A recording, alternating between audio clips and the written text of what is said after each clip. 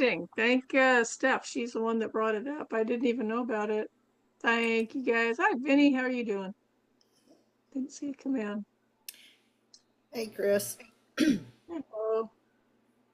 How's it going? How's your week? It's busy. It started school. School started. Yep.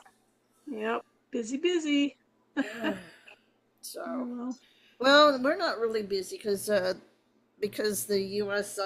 USAID funding was taken away, so they've had to find other funding. So what the county did, or the city, the county, or the school district did, they decided to take back the after-school program. So they're making the parents pay for the after-school program. So right the now, money parents pay for school, it's ridiculous, from their taxes.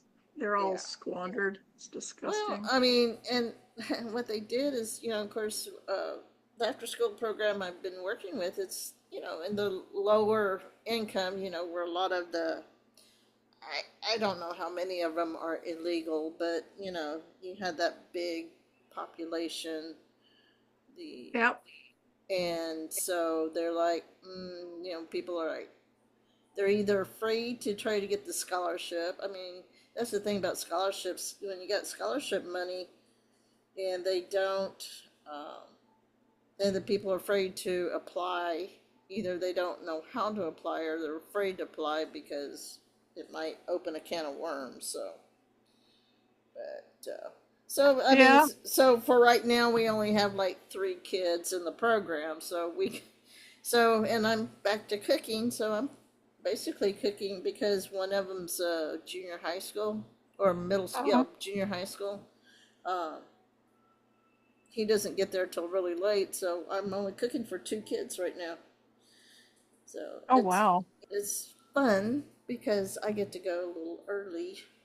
Uh, so Oh, it's that's good. That's good. Yeah, things are, because of what's going on with the illegals being taken out, President Trump apparently is going to hit LA, get rid of a bunch of criminals, and Gavin Newsom's pretty much got busted for all that.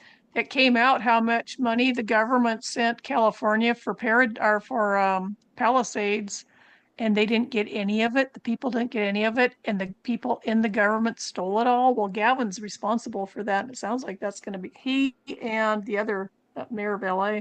Sounds like they're going to be having some hot water. So, he still keeps pushing for this garbage. I mean, I just was reading, uh, you know, uh, oh gosh, what was I just read something about two of the girl two girls stood up to the school board in I don't know, in California, somewhere in California, and that you know they don't feel comfortable dressing in front of boys because they're letting boys yep, go into girls locker room.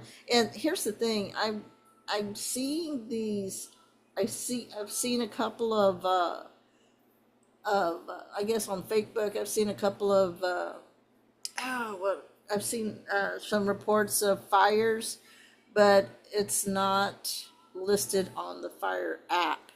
There's a interesting. yeah. I'm like, what? Because they're so either it's there's a lot of old news coming back around as brand new again too. If you start paying Yeah, attention, yep, they're as recycling. There's enough going on. They don't need to do that. I mean, there's a ton of stuff going on. well, they're doing it as a distraction. You Yep, know, exactly. it's to distract. Oh, that's happening. Oh, well, it happened. No, it happened a year ago. Oh, well, and I think, or whoever's in control, because you can look at it one or two ways. It's a distraction, or it's a reminder of stuff that's happened that we talked about 8 years ago. So Yeah, and and of course, they're pushing the COVID stuff again, or trying. now. I mean, I was sitting. I went to lunch on Sunday with some people, and they started talking about the mask, and I'm just like, the masks don't work. Oh, but the N95 do. And one of the ladies, No, they don't. she works at nursing home, and she's like, "Well, we had three patients, three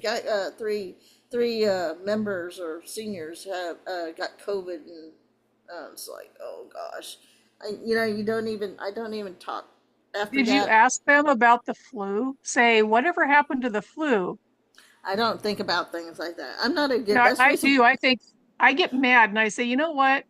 All flu is COVID. So when they tell you they're getting COVID, they're telling you they're just getting the flu. Because where did the flu go? Once COVID-19 popped up, the flu disappeared off of the charts. Literally was not didn't exist. Oh, They I didn't know. because it that what COVID-19 was the flu. Yeah, it was a weaponized version of Oh the yes, I flu. believe totally it was weaponized. Yes, but it was the flu. So this nonsense about they got well then they're low in vitamin D3. Get them some D3, load them up, they'll be Yeah, fine. and the ivermectin or the Yep. There are things hydroxychloroquine. that they don't know about it. That's why Yeah. they're trusting in their mask to save their lives, and they're stupid, stupid people. Oh yeah, They, and well, oh, one the other person who brought up the N-19, yeah, we had to wear a mask because the guy had a compromised immune system, and it was like, okay, I mean, I can't when people are like that. I just don't even bother to argue with them actually, because at this late date, if they don't know, they're willfully ignorant because the information's out there. And I think, honestly, I think in the near months we're going to have, uh, I think we're going to have disclosure on that, and it's going to come out. They're working on it right now. And yeah, I I think hope that so. when it comes out, what was done, they're going to be pissed. They probably won't even want to believe it. They'll just say, "Oh, Orange Man bad," but it's going to come out. The Well, facts. I think. I mean, the preacher even uses the word pandemic. I mean, I'm sorry, it's not a pandemic. I just, I mean, I like, Pandemic, I looked that up when COVID started. A pandemic is any illness that crosses into another country, which is a stupid make, but everybody thinks it's something else, so they use it to scare people. It's yeah, like if you get the flu in the United States and somebody 10 miles from the border gets it, then it's a pandemic. It mm. just stupid. Stupid people don't understand what's going on. It Well, makes it very they're confusing frustrating. it with epidemic because you got the Yes, demic in there exactly. or Yes. the demonic. Like I said, Yeah, there you go. like I said, I always call it a panic demic because Yeah. what was the narrative? Oh, if you get sick, you're going to die. If you're around somebody who's sick, you're going to get sick and die. And let's don't Remember forget. Biden? Remember Let's do, him saying who? if you didn't get the shot, you're going to die. You're going to die if you don't get that shot. He said that, and it's like, really? Well, I'm doing pretty good now. How you doing? Yeah, I mean, and let's don't. And here's my biggest thing people forget is don't forget the contact tracing. You have to tell people who you. That's what inflated the numbers. Yeah. It was all a lie. Everything about it was a lie. That sticking that crap up your nose into your sinus Yeah. cavity, clear up next to your brain, they didn't need to do that. You could have spit on it.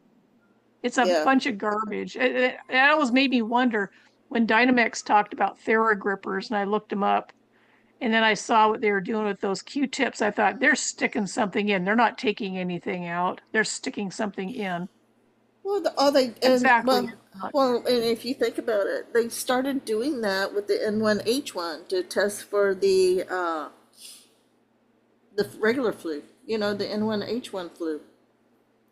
It was to see how many people would go for it. It was all a psyop. I mean, even Klaus Schwab said that. It was to see how many people we could get corralled up, testing humanity for the next things we have in line for them. Yeah, exactly. I'm not here. Said, how can you test for a thing you never sequenced? It was never isolated. You'll hear some people, oh, yes, it was. No, it was not. Mm, It was never isolated.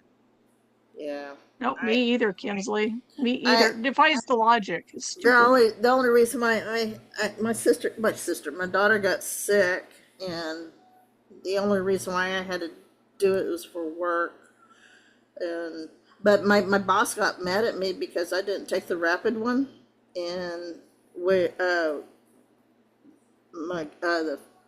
my coworker, she was getting ready to go on vacation, so I was basically it. So he needed me there, but it's like by their own protocols, I had to isolate for 14 days, and he got mad because I didn't take the rapid one. the rapid test. I took the I took the one from the clinic because I knew it was going to show as positive. So I It's all scam. They got money. Nancy Pelosi put it in the so-called COVID relief bill that if you went to a hospital or clinic and tested positive for COVID, they got $3,000 right off the bat. mhm, And if you don't think remember, medicine is business. It's a business first and foremost. And that yep. was free money being waved under their noses. If you got put in the hospital, I'm trying to think how that went. If you were put in the hospital. I'm trying to, oh, geez, what was it? If you're put in the hospital with COVID, they got 19,000. If you're put on a vent, they got 39,000 on top of the 19,000. So it was like 70,000, 60, $70,000 they were getting just from doing that. So they put a lot of people on those vents and killed them Hmm. because a person with a lung problem, you stick them on a vent and it's going to destroy them. And it did. It killed a lot of people. Ask Nurse Net about it. Well, People here had family members die from that.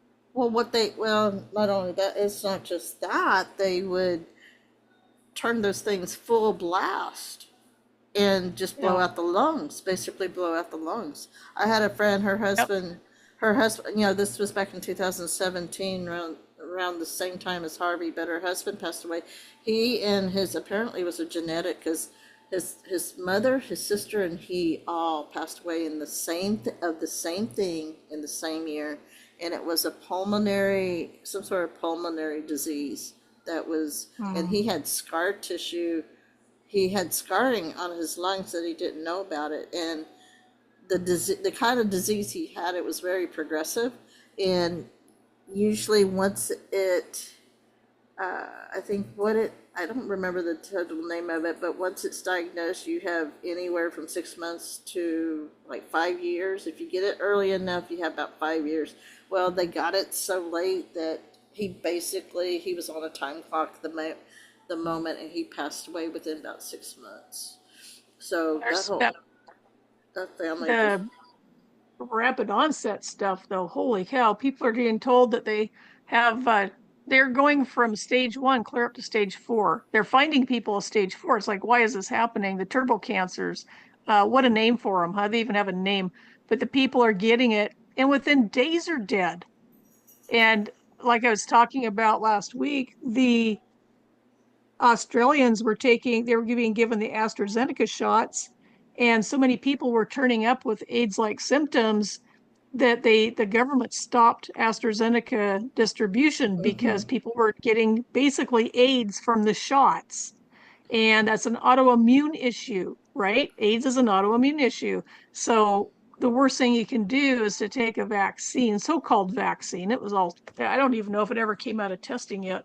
Um, and for people who are trying to avoid getting sick and they get sick from the shots, they start coming up with AIDS.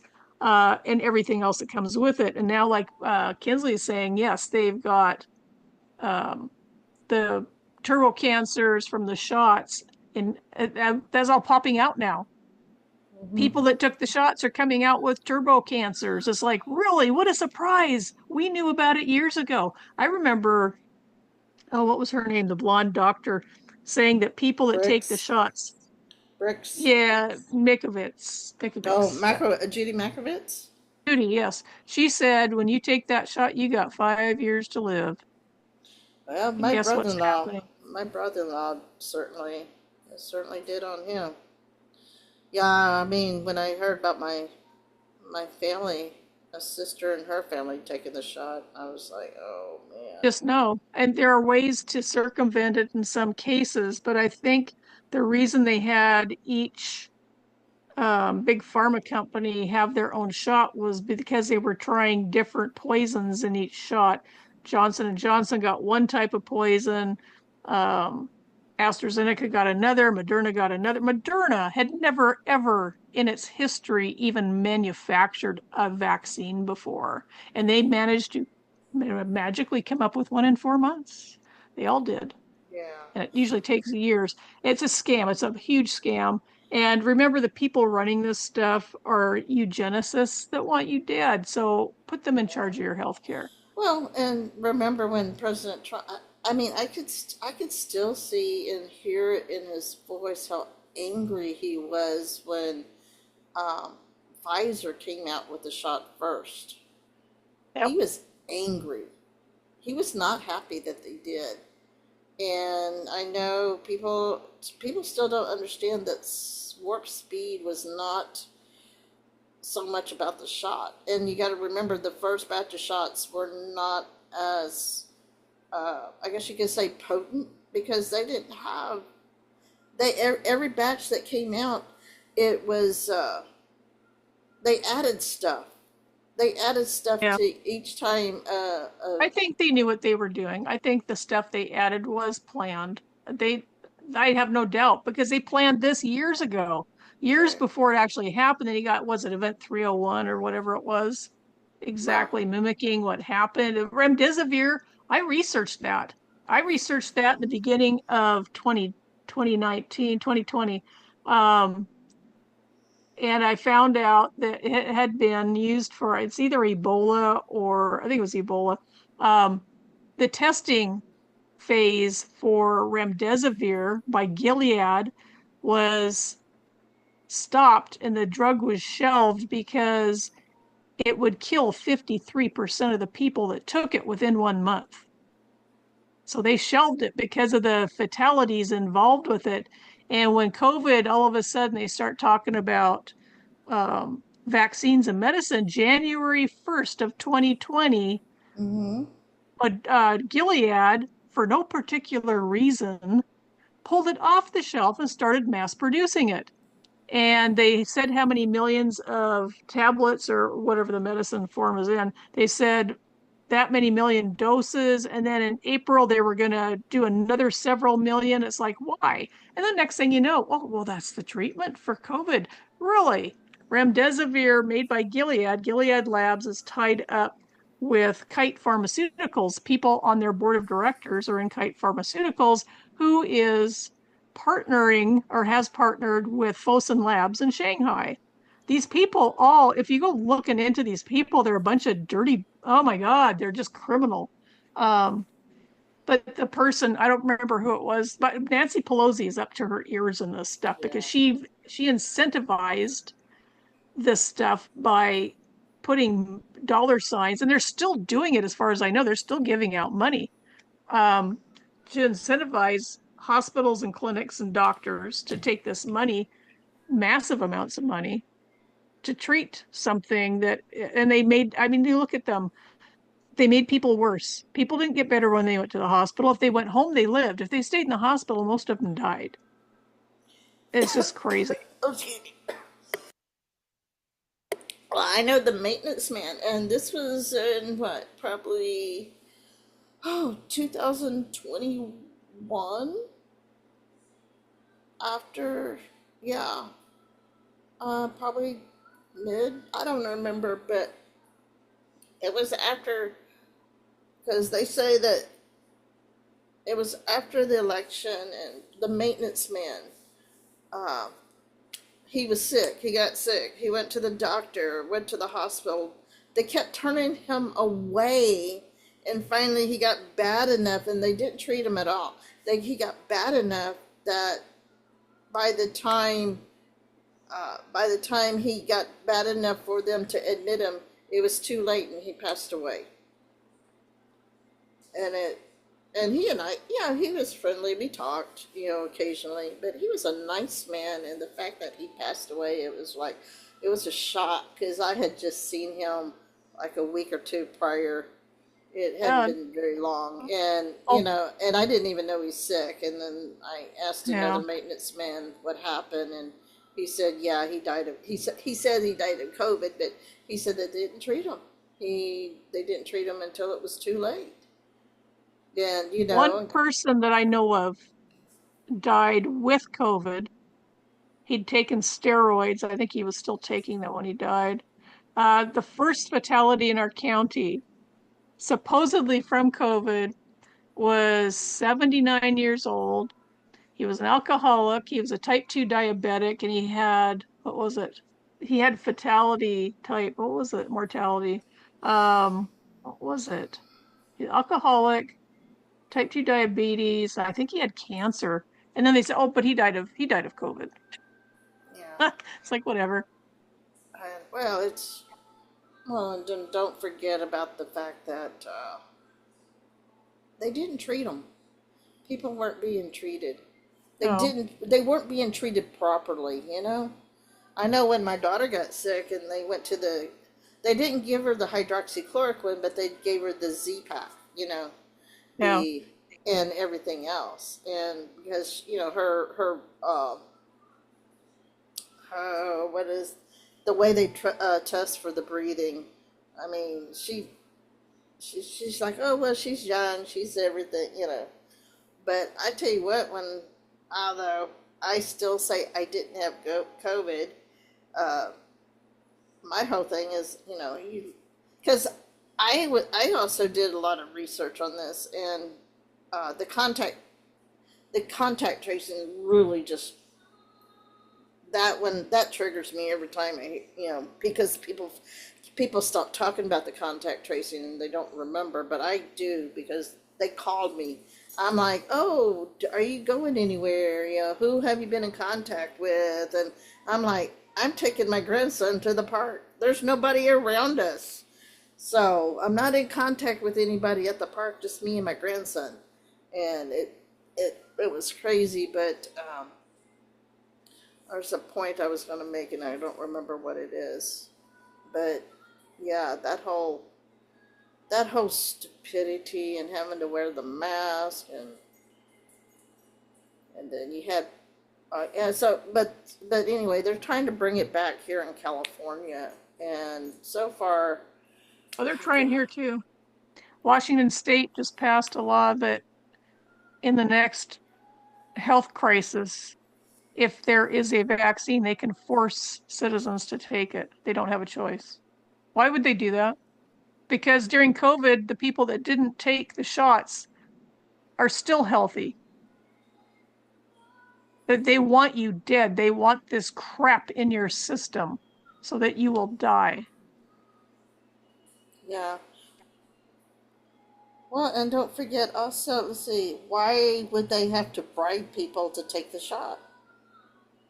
Yeah. Yeah, free hamburger, take the shot. Oh, you're going to go into the lottery for $1 million. Yeah. So you're going to take the shot with the long shot of winning $1 million. Go figure. And remember all the refrigerated trucks that were bogus that they, I, it just, oh yeah. Oh, Oh, did you, remember the Comfort and the Mercy ships that were in the harbor in New York City? and Remember that? California. Yeah, well, Yep. come, And they didn't put a single person in any of them. They shoved them in nursing homes so they could kill as many people as yeah, possible. yeah. And speaking of water, or did you see that there's a hurricane supposed to be out in the Pacific? Hmm? Yeah, they said it's the first time since 1992 that they're expecting it to hit Hawaii. And I was actually supposed to go to Hawaii Mm, to the island that Iniki hit, and it hit like 3 or 4 days before we were supposed to be there, and it just destroyed that island. Um, oh, what was it? It wasn't Maui. We ended up going to Maui. I can't remember the island. Oh, Kauai. Hit Kauai, destroyed the island. It took them years and years to overcome that. Well, this one here is apparently changing trajectory, and they're predicting it's going to hit Hawaii. And I hope not, because they're not prepared for something like that. yeah. Well, I thought it's supposed to hit around Baja or California. This They Luna. changed it. Yeah, Did they they? changed it. They said that the trajectory has changed. It says changing directions and heading straight for Hawaii. Who Yeah. knows though? It's enough. It's far enough out. It's still got what, another couple thousand miles to go. So it's hard to say, but That, good to that's kind be of aware. that's kind of weird, don't you think? I mean, for it to go, at I don't know how close Hawaii is to what down the Mexican and California border, but I Well, it's just off of Washington, or it's off of the coast by I think 2,300 miles. okay. 20, so it's quite a ways off the coast. If you ask me about East Coast, I can tell you because I used to live on the Gulf Coast. So, but no, I just thought that was what I was going to ask you because last year we had Hillary, and I'm like, I didn't even feel Hillary, and I think it hit south of me.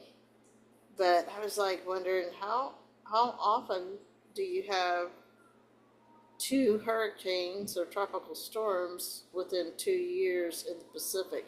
It's usually in the Atlantic.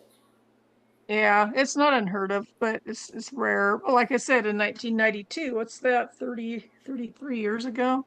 So it does happen. And that one that hit Hawaii was a doozy too. Boy, it was big.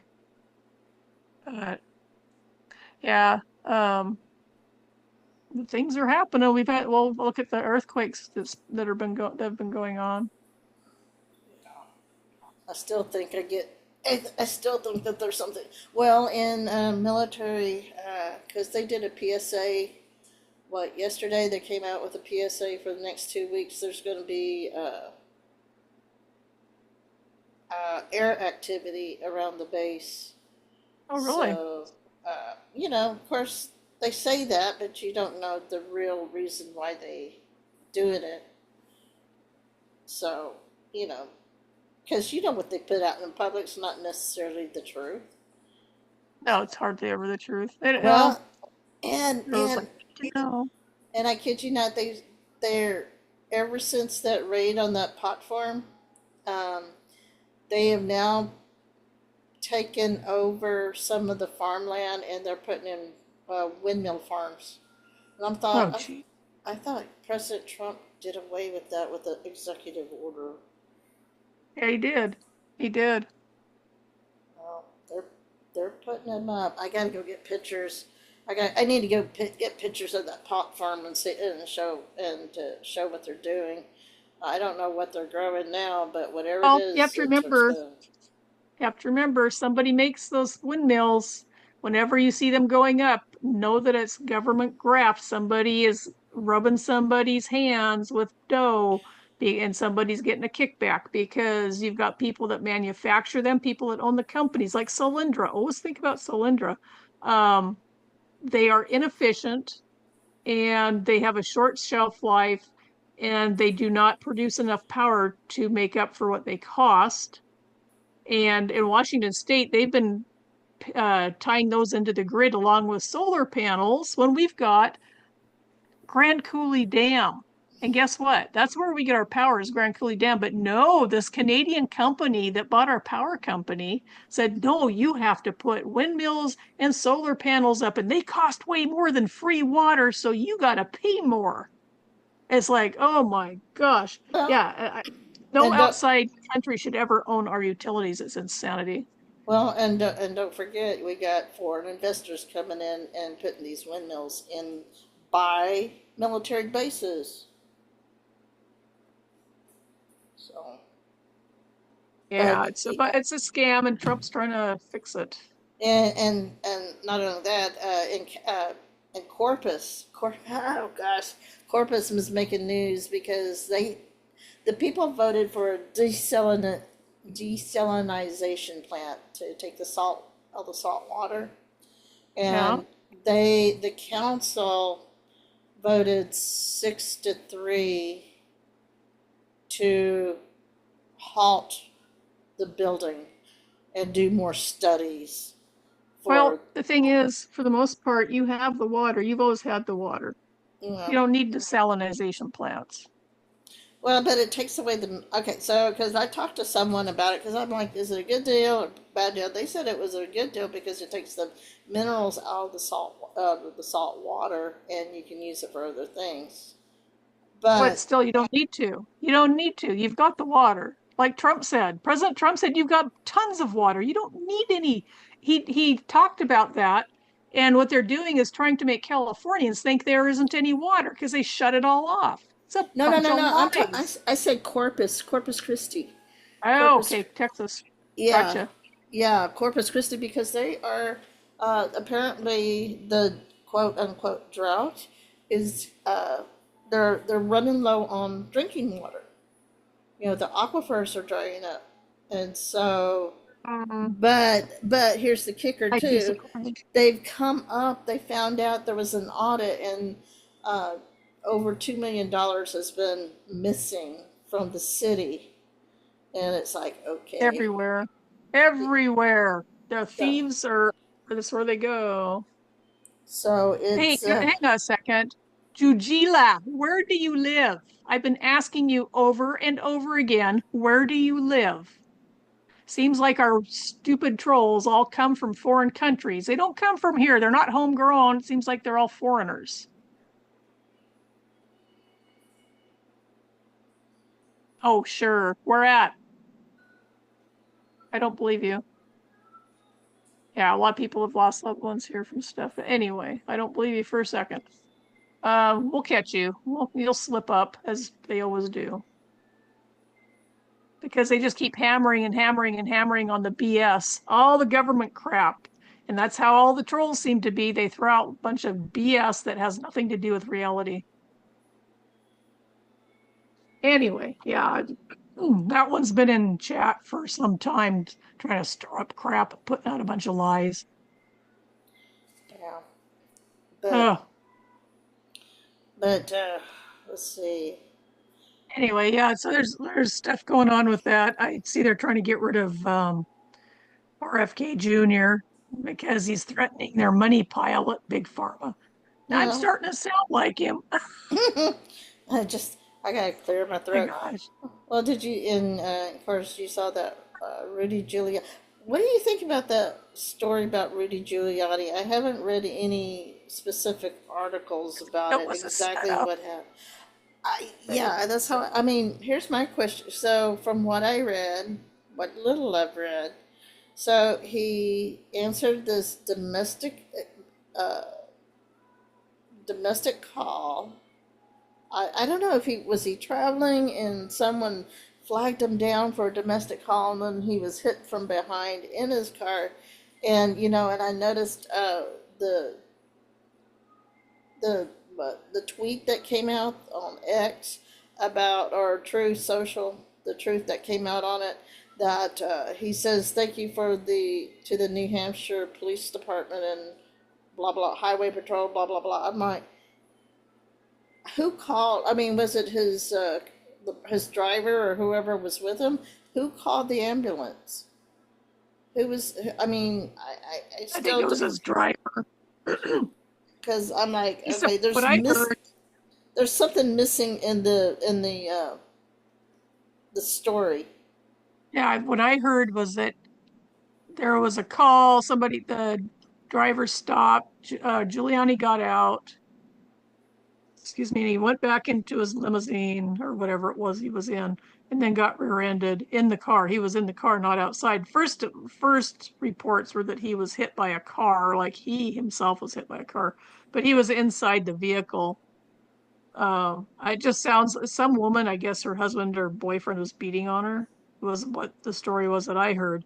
I don't know. I didn't care enough about it to look into it, but I just know that he had a fractured vertebrae, something else. But they said he was fine. He wasn't going. They said he's fine. Nothing serious. Nothing permanent. So I didn't Well, worry about him. I But just it thought. sounds like a hit. Sounds Well, like a that's hit. what So that was my first thought. The moment I heard, oh yeah, he was on the road and he answered domestic, someone flagged him for a domestic call. I'm like, what? I mean, I don't know why they would flag him, but well, I mean, that was the phrasing they used that I saw was he was flagged. They flagged him down. So was she? I mean, like I said, beyond that, it was like, was she running from a boyfriend? Was this at a house? There's just so much. yeah, a lot of missing information. Hmm. Like I said, though, he's okay. Nothing, it's nothing apparently permanent, so I don't worry about it and move along. It was almost like it was used as they were trying to use it as a decoy to pull people away from something else going on. There's a lot going on. Oh, oh, wow. Marsha K has a link to his interview on Newsmax tonight if you want to play it. Oh, can you pull it up? I don't have a way to pull it up. Let me see. Yeah, I can do How it. I long gotta is it? How copy long? things around a little bit. Let's see. One of my computers, I X's off. Oh, Even the other computer, it's making it checks whenever I go to a new X page. It says, "Are you a robot?" The other computer, it kicked me off of X. It said that I'm banned, but the same account on the other computer is fine. It's like I don't know, maybe I have a virus or something. It's hard to say. Hard to say. well, I noticed. So everything's acting weird. Have you noticed that? All the Well, electronics are going bonkers. well, I know that when I do my Bible study on Rumble, it kicks off. It'll kick out. It'll kick me out, and then it'll come back, and or I'll lose audio and come back. I mean, it was like an hour and a half study, and I get through it, and I'm like, I noticed that my mic was muted. Yes, it is. And I'm like, oh my gosh. So I went back and it stopped. It stopped. My audio stopped. I had like 10 more minutes. I had 10 minutes left. So I'm like, oh my gosh. So I ended up, the next day I just kind of picked it up because it's like, I'm not doing this thing over again. I'll just pick it up. So I noticed he's got a picture of Ronald Reagan back there. So if you want to play it, Credit. No, I don't know how long it is. Thanks, it's Marcia. She's the one that. it's only like 4 minutes, Oops. so it's not very long. Oh, see, this is what I've been dealing with. Is this weird? Yeah, it was just on YouTube. Why is it? Mr. Mayor, so good to see you alive and, well, not totally well, but on the mend. How are you, sir? I am on the mend. Thank you very much, Greg, and thank you for your concern. I really appreciate it, all the people at Newsmax. But it was quite a hit. We got banged in the back. Technically, I have a broken back. It's a fracture. It hurts, but it's getting better. And I have about 2 or 3 weeks of rehabilitation. And fortunately, we stopped, Ted and I did, for this woman. She was flagging us down, and she claimed to be the victim of domestic abuse, and she wanted our help. Very strange. We offered her a ride. We offered her help. Then she sort of backed off, and we called the police. The long and short of it is she got arrested, and she had beaten the hell out of the guy. Actually beat him up pretty bad. All right. It's yeah. like, so then we drove, as we were driving away, we got hit in the back by a young woman. I'm sure she was like rubbernecking because there were police cars there. There were ambulances there. There was a fire truck because there was a little fire, I guess. So there was quite a scene. So she was going along very, very fast. She must have taken her eyes off the road. I'm surmising this because all we happened to us was we got hit like hell. And I kind of got whiplashed from the body. The seatbelt held me back, held my neck back, but my body went forward and back, like really fast. And I was in terrible pain right away. Well, and then over the weekend, they took care of me. You got that brace thing, whatever, right? That's the equipment. Mr. Mayor, we're glad you're all right. Rubbernecking, just for anybody who doesn't know, that's when you're driving by. I mean, some people may not know. I think that's a New York thing. You're driving by a crash and everybody looks, right? Everybody looks. She wasn't arrested or anything like that, right? She was not doing anything wrong, right? We really didn't get to see her much. Ted got to talk to her. She was in a complete panic. Poor girl was in a complete panic. I don't think, it's anything other than she lost concentration. And the troopers told us it's a lot more frequent than you think when you have these big pileups on the highway that they get 1 or 2 more accidents, either behind it or on the side of it. I guess it's a human characteristic. Like people watch fires. Yeah. I never understood that. They stand there and watch the fire. Well, Mr. Mayor, I demand to see her cell phone because I want to know if she was texting. I'm not. I mean, I'm not. I'm not a jerk. I'm not a cop. I don't want anybody. But listen. All right, just a couple more things. So Ted Goodman, your trusted aide, is a young man. He's about 30. He's a great guy. We all like him. He was driving, and you were in the passenger seat. Yes, correct. Right. We were just driving away. We had finished. We had been there about an hour. No, all told by about the event. Let me just ask you. And Ted had his seatbelt on, and you had his seatbelt on. He did. Thank God. Yes. All right, and you Thank know, God. the thing that happened on Saturday night that confused a lot of us because it was like a statement came out and it told two stories: the story about the alleged, the domestic abuse and the cops arriving, and then the next story about you getting hit by the car. We couldn't figure out if they were related. People were really scratching their heads. Well, yeah, I mean, it was, I think, confusing to people that didn't put it together. But I mean, they really were all part of the same thing. The same police officers that we reported the domestic abuse with, really just fine young men. They were terrific, and a woman, terrific state troopers. They then responded to our accident, so we got to be really friendly.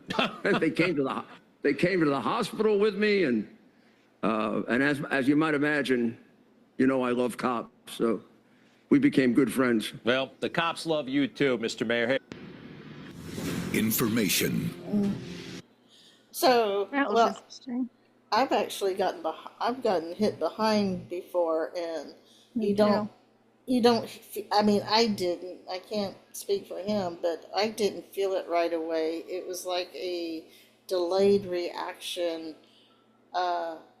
It's like a 2 or 3 second delayed reaction from when I got hit, and it took me about 5 seconds to realize I actually got hit from behind. No, not me. I knew right away I was hit. I knew instantly. Well, I was I was stopped. actually, I remember the sound, and I was looking in the rearview mirror or the side mirror, but I had to have seen the car because I tightened up for it. But I only remember the sound. I don't remember the sight of it, but I had instant brain damage, very Oh, bad brain damage because my head hit I was leaning forward, looking left and right on a one-way street because we get around here, people go the wrong way. Well, instead I got it from behind, and my head hit the headrest really hard. I dislocated both my shoulders, my hip. Oh boy, I got hammered pretty good. I just remember instantly knowing, okay, where'd my brain go? I don't have any memory left. It's gone. What's going on? I knew something was really messed up, but I was thrown back into my seat. I didn't go forward. I didn't hit anything in front of me, but seatbelt didn't help me in that case. yeah, I know. Well, and I was stopped at a light, and that probably I didn't even know anybody was behind me. I mean, I didn't know, or else that's probably the reason why. Because I didn't tense. I didn't know it. I hit. That probably helped me because as far as I don't remember walking away with any pain or anything, or even a couple of days later, I don't remember feeling any strain. But I just remember it was like I heard it and then I felt it. It was like I said, that delayed reaction. I didn't realize I'd been hit until all of a Wow. sudden, I mean, How hard were you it's, hit? How fast were they going? I think they were going, I don't know. I think they were doing 30 because, like I said, I had stopped at a light and all of a sudden, Uh-huh. I That's think how I got hit too. they were probably slowing down and couldn't whatever brake or whatever. But I know the police officers like, did you have, and that was one of the few times I didn't have my phone with me at all. So it was like, were you on your phone? Nope, I left it at home because I was coming back from church, and I was going back home from church, and I was like, nope, didn't have my phone with me at all. So Uh, I wasn't on my phone. So, but I got yeah, hit, and and the uh, irony is we were right across the street from the hospital. really, So I'm I just, was with the emergency room tech in the car when I was hit. I, I don't even I know was who. hit probably about 40 miles an hour Mm, by a yeah. professor at Gonzaga Law School. Guess who won that? But I was hit by somebody going 65 on the highway, rear-ended. And I didn't get hurt at all in that one. And I was in an old 62 Chevy pickup. It knocked the bumper off, but the truck survived. The car that hit us didn't. Um, and I've been rear-ended a couple times, really high speeds, but it was a low speed one that got me the worst, which was weird. Well, I wouldn't recommend it. I usually I've actually been the one to like my brakes. Uh, my brakes were old, or I probably needed to replace my brake, and uh, it took a long time to stop, and I've kind of rear-ended a couple of people. Um, Mm, Not hard, thank thank the good Lord, praise the yeah. Lord, but you know, because it was a rolling stop, you know, coming to a rolling stop, and it was just enough to, I mean, because their car didn't have any damage. Mine was totaled. I mean, it Isn't that literally weird? caved in. Yeah, That is well, it so was, weird. well, you know, the cars nowadays, they're made of plastic, so Yeah, they are. they're, you know, they're not like the, you know, the 60s and 70s cars that are made of Yeah. metal that actually, so, Oh, you yeah. I'm not here said he was in a head-on 40 miles an hour, but the thing is, if the other car is going 40 also, that's like an 80-mile-an-hour impact. know. Hmm. Yeah, that's a pretty devastating thing. But yeah, I immediately knew something was wrong. We went up to the hospital, and the doctor there on duty was just an idiot. I went home, and I couldn't go back to work. My bell was rung. It was like I had total brain fog. They told me to get my license and I didn't know what to do after I was hit. Usually I'm like, bam, bam, bam. I'm in an emergency. I was one of those people who's like instantly knew exactly what to do. And I'm like, what is going on?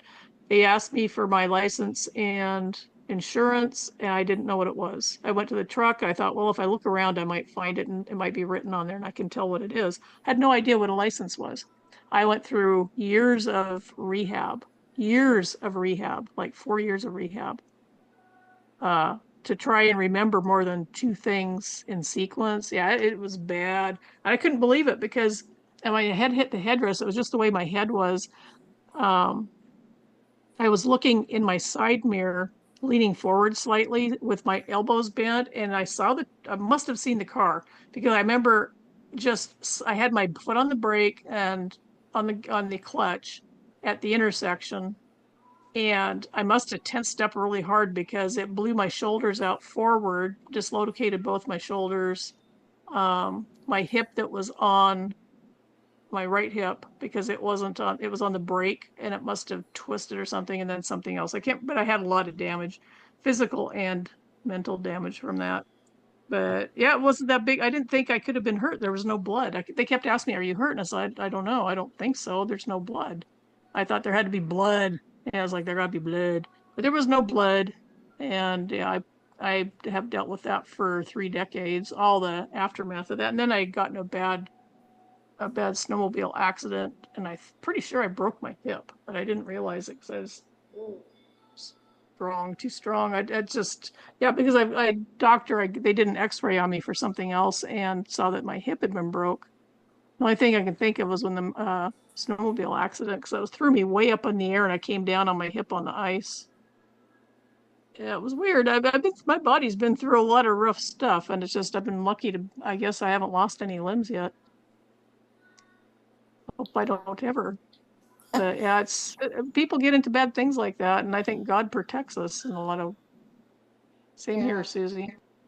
I still can't help but what, I mean, you know, you think about his connection, it's like he just happens to get into this wreck after someone Yeah, flags him down yeah. to, I thought that was odd. you know, flags him down And on a domestic dispute. you know why they would lie about it? Because it's kind of like President Trump. I think there have been a lot more attempts on his life than they're saying. Excuse me. I think that the reason they don't talk about it unless it's high profile is because it makes them look vulnerable. Because if somebody could get that close to killing somebody, then more will try it if they know how easy it is. And with Rudy, that would be something with him too. I think he's got a fairly good role in what's going on. Remember, he had Hunter Biden's laptop on his desk when the FBI raided him. And I remember watching him. I watch his live show sometimes. It's pretty good. And this is a couple of years back. He said, yeah, he says they came into my office. They raided my office. And he said they were going through files. He says, hey, you guys, it was FBI. He says, there's Hunter Biden's laptop. It's sitting right there on my desk. It was still sitting there when he did the interview. He says, it's right there on my desk. He says, don't you? And he said they practically jumped back like it was a snake. They didn't want to touch it. They didn't want to have anything to do with that laptop. And it was very interesting. Yeah. Yeah. He's probably on good drugs. I'm not here. I'll bet he's on some. Well, look at him. He looks like I don't have the share on. He looks like he's on good drugs. He's probably not in that much pain if they've got him stoked on painkillers and even if they're not painkillers but pain blockers. So none of that. But looking at him, I'm thinking it's like he looks the happiest I've ever seen him. He looks pretty joyful. Marsha said that the next part of the interview was about him getting the Medal of Freedom. So yeah, that's when's he supposed to get that? I think Friday maybe. I don't know. It's pretty soon. They might have put it off because of his back though. Well, look at September 9th. Remember September 9th, biblically speaking, 9 is justice. So look for some happenings happening on September 9th. Because you got 9/9, justice. So we'll see what happens. That's the reason why we have 9 Supreme Court justices on the. That's really? That's the reason why the founding fathers put it that way. Interesting. Yeah, but don't be saying anything Jewish to haters out in chat. They'll lose their minds. Oh wow. Oh, anyway, yeah, it's interesting the roots to our government that we have lost because they are hoping by not teaching it to school kids that eventually will be completely lost to history because they are trying to destroy our history. They don't want people knowing. It amazes me how many people says I'm Christian, but I don't think they should have prayer in school. I mean, isn't that nuts? Or they shouldn't have because of the First Amendment. Well, guess what? The First Amendment was to keep the government from controlling. Because oh yes, in the last few chapters of Second Kings I've been at. Oh my gosh! I mean, that's what they did in the Old Testament. They would have government sanctioned worshiping of Baal. Yeah, they're stupid.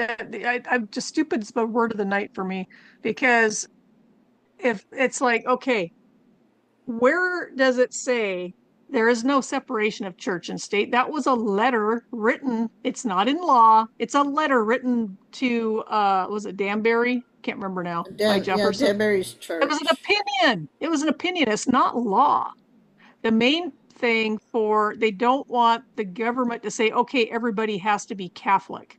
That's what it was about because in England, you had wars for hundreds of years over Catholics and Protestants. Who's the king this year? Okay, well, that one's a Catholic, so there's going to be a war with the Protestants in Ireland or vice versa. And it's like that was a problem because, well, you can go into that sometime. But anyway, that's what the law was about. So we have freedom of worship here. And our schools, if you look at the old writings from the founding fathers, I've got a school book from the 1850s that taught the Bible out of the school book in Philadelphia. No. I've got the book in my library. They taught out of the Bible. What was it? It was a week ago Sunday, I believe, that Jack Hibbs, the last part of his sermon, had quotes talking about how the Bible needed to be in schools. It was the only book worth teaching kids out of. And this is a founding father saying this. So when you've got, I showed that book to the school book to my my cousin who was a 5th grade teacher in Pomona. And I was showing her how there were different stories out of the Bible in this elocution book. And because she taught 5th grade, this was a 5th grade elocution book from 1858. And she goes, they can't do that. They can't have that in a school book. She was really angry. I said, Billy, this is from 1858. They did it. That was Right. legal. Today, the people that have taken over say it's not legal, but it was legal, or they wouldn't have had it back in the 1850s. There were still founding fathers still alive at that time. They would have said something. Yeah. But yeah, it was crazy. Well, Yeah, and yeah, what you're saying is, yeah, because it was expected to worship whatever religion the monarch followed. You had Roman Catholic, and when they started marrying into other countries, you had the Protestants. I mean, and of course, my favorite is, King Henry VIII, yeah, Queen Elizabeth the First. yep. She defied her father. That's the reason why she had the Reformation, is because she wanted to get the Bible into the hands of the commoner, even though they may not have been able to read it, but it was to get the hands of the Bible into the commoners. And our founding fathers, believe it or not, the ones that wrote, they were preachers. You don't know how many preachers were actually and the ones that were lawyers, they would get their information, or the ideas from the preacher. Blackstone, I think, was a heavy influence into the Bible, and he was a preacher. And just like Noah Webster, where they get the Webster's Yeah, dictionary, he was a yep, preacher. He got all of that out of the Bible, yep. all the It words. taught the Bible was the foundation to the schools and to the best and most well-educated people the United States has ever had. And you go read, I mean, you read what the founding fathers, how they just spoke was like above college level reading today. And these are a lot of these guys just went to a what not didn't even make it to a 12th grade education. But people were so much better educated back then. That 5th grade elocution book, a college student would have a hard time. This is a 10-year-old kid's book. Right. A college student would have a hard time with, because what they do is they do speeches out of these books to be able to do that. It's amazing. They were not easy classes. Kids were so much, oh geez, today they're dummies. They turn them out, and they're incapable of taking care of themselves. They go to school to learn how to be a good tranny. And basically, that's literally the bottom line. They're being taught by communists how to destroy the country. Well, and you go back to the first Congress, first session of Congress. They opened up a word of prayer, first, and the Bible was read in Congress, It was. and It's and emblazoned on the walls. and every chamber in Congress had Bibles. You go to the schools, they had Bibles. Yeah, even your higher education had Bibles, and then the embassies had Bibles. The Gideon, then you have the Gideons that came in and wanted to get the Mhm. Bibles into the hands of everybody, and for free. And then if it was, Johnson really did a number on. On purpose, the Mm-hmm. Satanists. And you look at what's going on now. Now the Quran can be read in schools, but not the Bible. Really? How did that happen? Because we've been infiltrated, and it's been going on a long time. They're very patient. That I people are pissed. If you go on X, people are pissed. They are finally starting to fight back. Yeah, I the thing we need to get rid of the most, I just wish I wish they would do something about the media, because what the media does is just, until, It's coming. It's coming. I You think hope about so. it, because if it wasn't for the media, we wouldn't be in this spot, No, because no. they've covered for all the communist takeover that's been going on. They covered, look at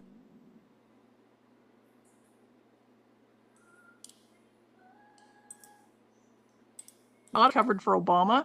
They covered for Bill Clinton. Uh, Mm-hmm. who was it? Juanita Broderick? No, no. So who was it? Maybe it was somebody talking about how they covered for Bill Clinton.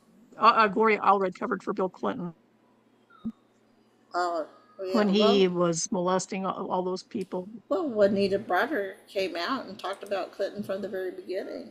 And didn't Indy have Juanita Broderick on his show? Yeah, I think he did. Yeah. Vietnam War ace Cunningham died tonight. Well, God rest his soul, Clifford. I got to get going. It's 12 o'clock already. I'm going to let you go. Good night, everybody. Before you go, Oh, let's see. Let me see if I can find it real quick because I did put it. I was you good. got? I'm might. I don't know. I'm trying to decide since I can record my shows now. I'm wondering if I could go Mhm. ahead and should go back and start doing the Bible reading on Thursday mornings. I don't know. I would. I'm Why thinking not? about it and see if I can. But right now it says I've got my internet is unstable. So, because I mean, you could do I could do a 2 or 3 hour show just on the reading the Bible by itself and doing commentary. So let me see if I can get it. Yep, you could do that. Let me see if I can find where I put it. Oh, and do you do Element anymore? Yeah, yeah. I have a Oasis. The My Element was Oasis not. remote was down yesterday. Oh, is it? All day yesterday. It was Yeah, I was wondering down. about that because I couldn't use it today. Or yeah, I guess technically it's yesterday now. Let me see. Where is that? I read it. Where did I see it? Don't tell me I don't have it. Did you see that where, oh, here we go. Prayer call. This is a prayer call. Um, I want to, oops. Hello. All right. Prayer call in Minnesota.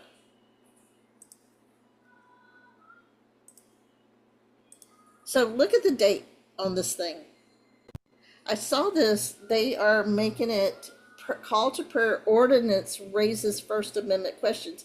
So this is back in May of 2023, and they're still doing it. So the Minneapolis City Council last month. This is the reason why I said that they're recycling old news and making it sound new because this is what drew my attention to it. I saw something like yesterday or day before talking about they're having prayer calls in the city 5 times a day Yep, in they got to take Minnesota. out. They've got to And do something about it. They need to get rid of the Muslims. this has been going on for 2 years, almost two and a Yep, they're half years stopping now. traffic. They're starting to stick their butts out in traffic. That they're trying to get their foot in the door and set precedent so they can't be removed. And that needs to be dealt with. I don't know if President Trump's going to take care of that because he had a Muslim at the prayer breakfast doing his thing, which I found highly disturbing. If President Trump thinks that Islam is a religion, he needs an education. Well, And with someone that, needs, I am out of here. So yeah, I agree. I'm out of here, Deb. yeah. Thanks Okay. for letting me All share right. your show with you. Thanks everybody. Good night. Much love to y'all. Allah is Satan. I agree. Good night. Okay, so just kind of the Minneapolis.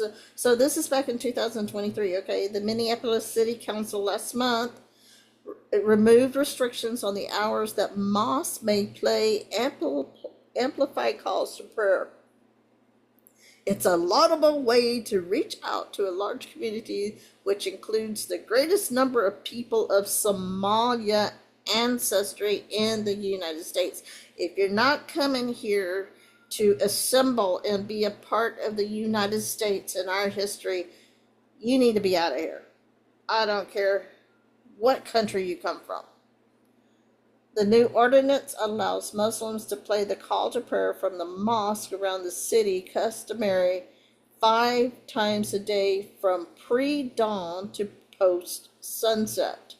The previous noise ordinance prohibited the call to prayer, known in Arabic as the adham. Oh, I forgot to talk to her about the calendar. Clifford, next week, remind me to tell Chris about the calendar. So I did some more digging on the calendar, and what they're doing, they added the Islamic calendar, or I guess Google or Apple or whatever add the Islamic calendar and their special days on the calendar back in 2024. So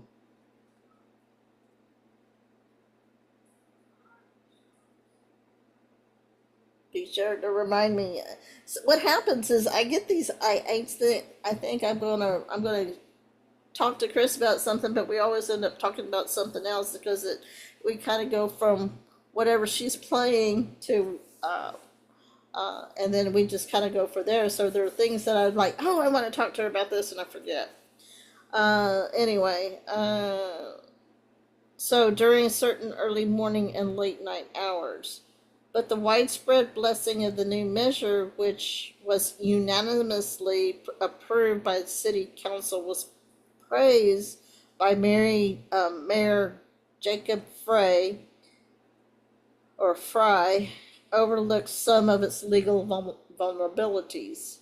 The litigation might be regarded as being brought in bad faith for the purposes of trolling the city and its Muslim community, but the city's attorneys should be prepared in any case because there are substantial and legitimate legal issues rising from the ordinance that warrant scrutiny and cannot easily be brushed away under the frivolous litigation rubric. So under the Establishment Clause of the First Amendment, government bodies may not give preferential treatment to religious groups or religious practices, although there is necessarily some flexibility. The Minneapolis measure would appear to give preference to one particular religion, a form of favoritism that is not condoned under this provision. I mean, come on, we have that. You can have a Christmas tree, but you can't honor Christ. You can have the menorah, but you can't have the nativity. There are places like that. Granted, it's not everywhere. You still have people, cities that do honor Christmas or Christ, but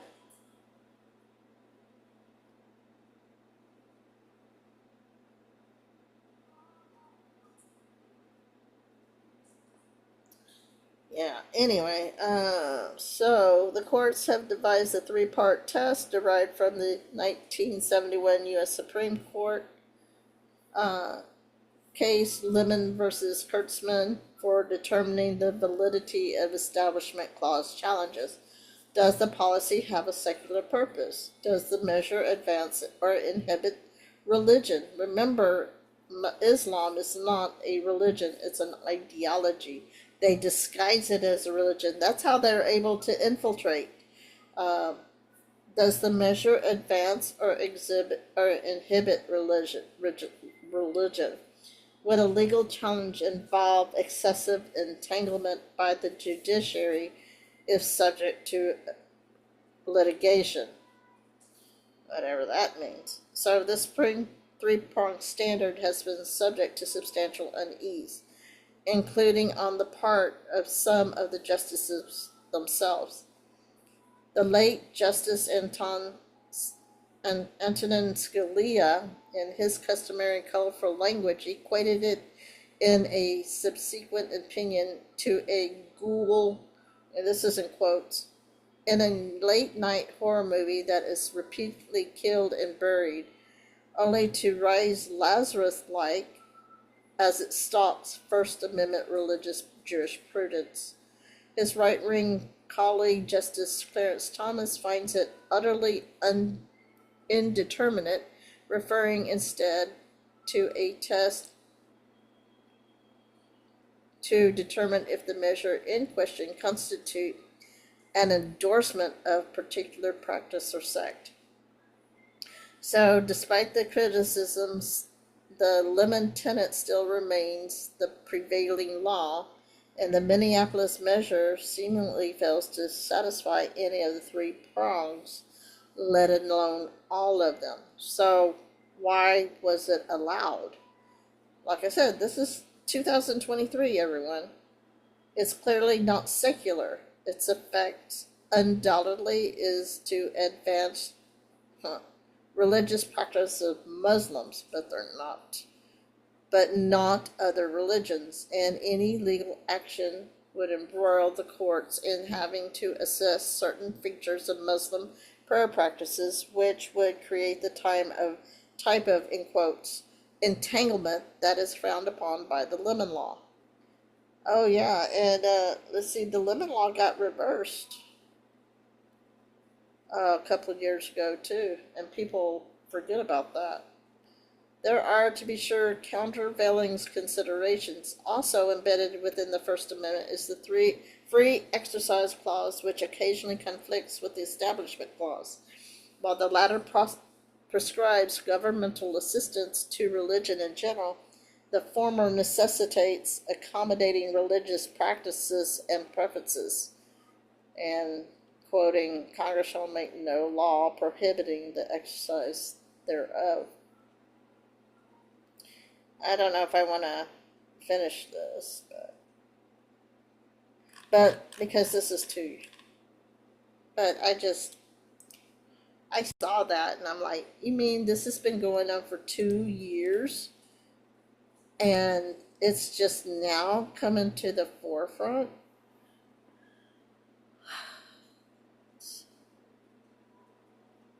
Okay, I'm going to, with that being said, I'm going to go ahead and open up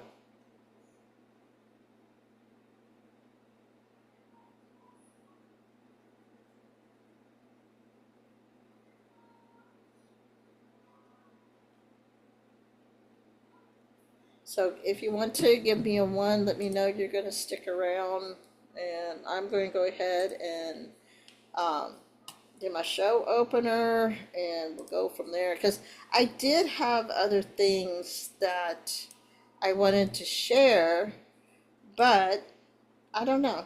I don't know. I could do. I could work on 2 Kings.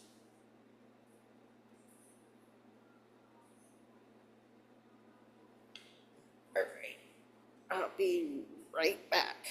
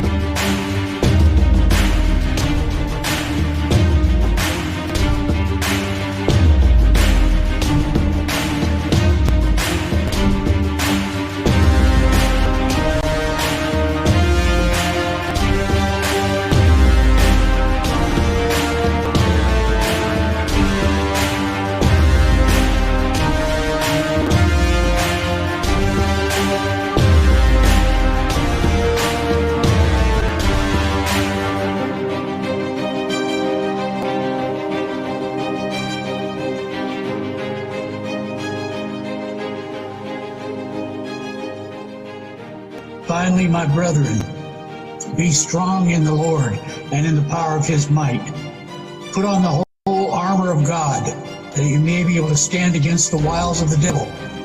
For we do not wrestle against flesh and blood, but against principalities, against powers, against the rulers of the darkness of this age, against spiritual hosts of wickedness in the heavenly places. Therefore take up the whole armor of God, that you may be able to withstand an evil day, and having done all, stand. Stand therefore, having girded your waist with truth, having put on the breastplate of righteousness, having shod your feet with preparation of the gospel of peace. Above all, taking the shield of faith, with which you will be able to quench all of the fiery darts of the wicked one, and take the helmet of salvation, the Spirit, which is the word of God, praying always with all prayer and supplication in the Spirit, being watchful to this end with all the perseverance and supplication for all the saints, and for me, that utterance may be given to me, that I may open my mouth boldly to make known the mystery of the gospel, for which I am an ambassador in chains, and willfully so. I may speak boldly as I ought to speak. Amen.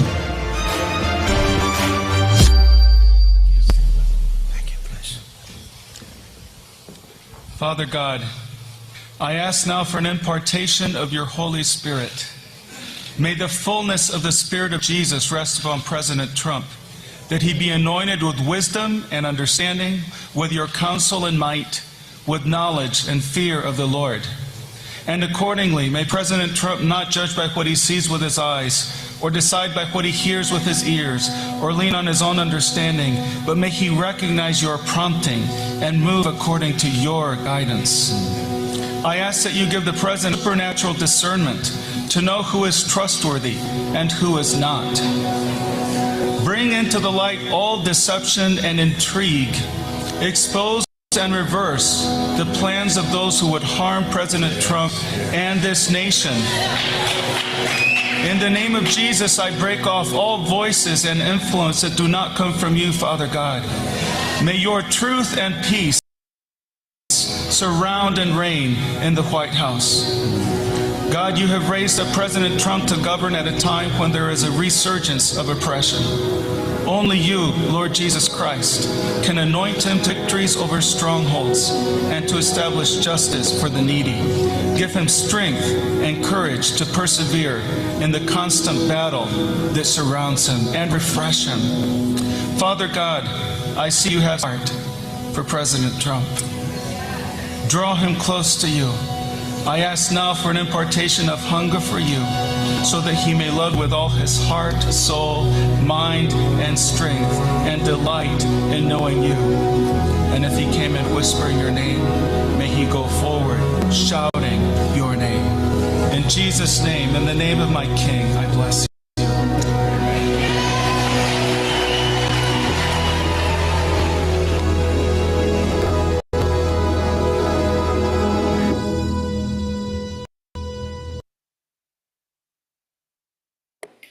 Okay, so everybody, welcome to On the Wing the Prayer Scene on Thursday mornings from 2 a.m. to 5 a.m. Eastern, and then Saturday evenings from 7 p.m. to 9 p.m. Eastern, so adjust for your time zone.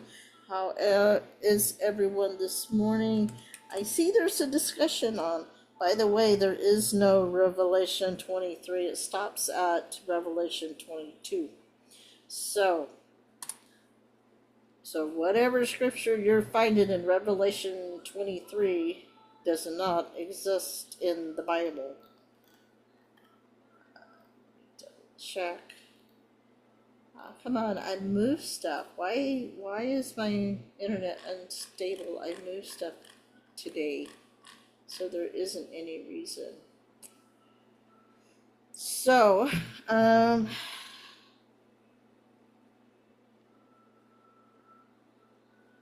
Deadcat passed away about over a year ago now. So,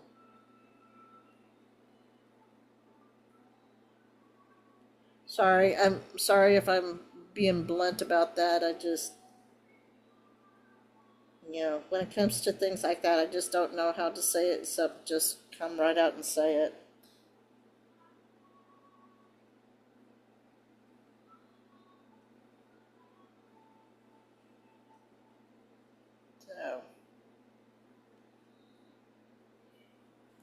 Okay, so what? You know, one things I came across this scripture recently, and this is a good uh, psalm of protection, and I remember I've read it before.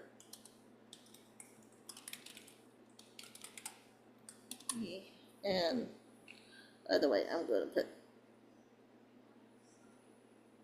yeah, yeah, he got sick and sassy, yeah. But I'm gonna go ahead and put out my Rumble account while I'm thinking about it, because I probably, oh man, this AI stuff is just really getting on my nerves, because I don't want AI. I know I don't want AI. I think it's, I mean, the AI stuff that is being used as narratives is crazy. So, let me do that.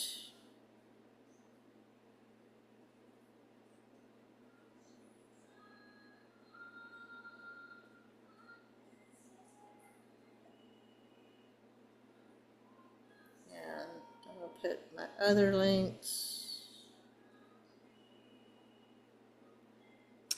So, boop, boop.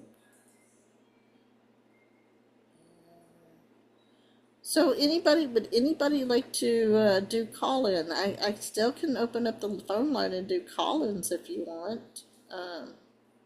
That is an option. I could do that.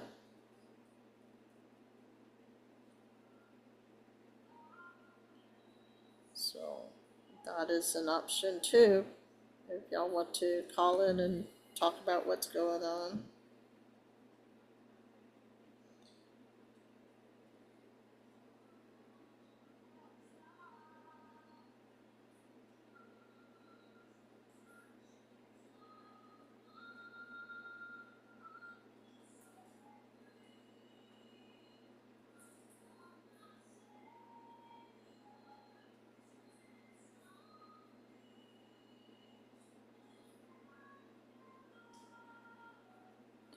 So anyway,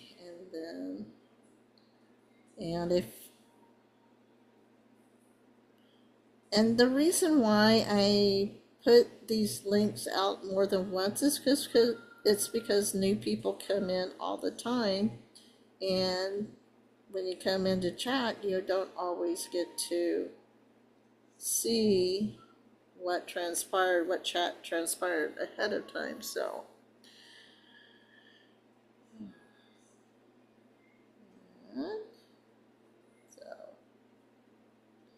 anyway,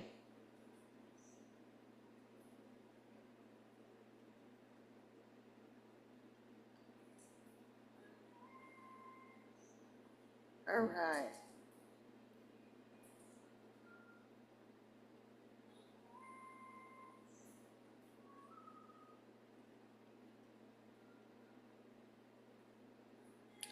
Okay, so I'm going to go to Psalm, and because there's some exciting stuff in Psalm 37, if you read Psalm 37.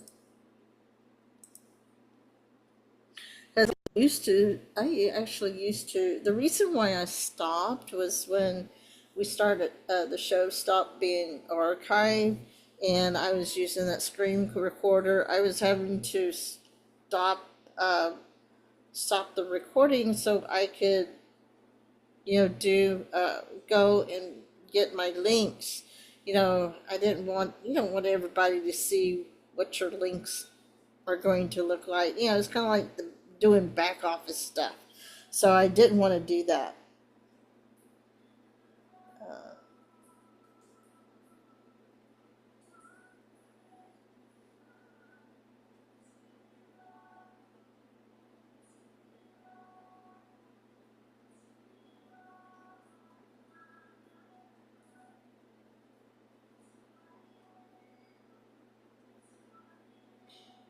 Well, I mean, what host are you talking about? Deadcat? Like I said, Deadcat uh, passed away.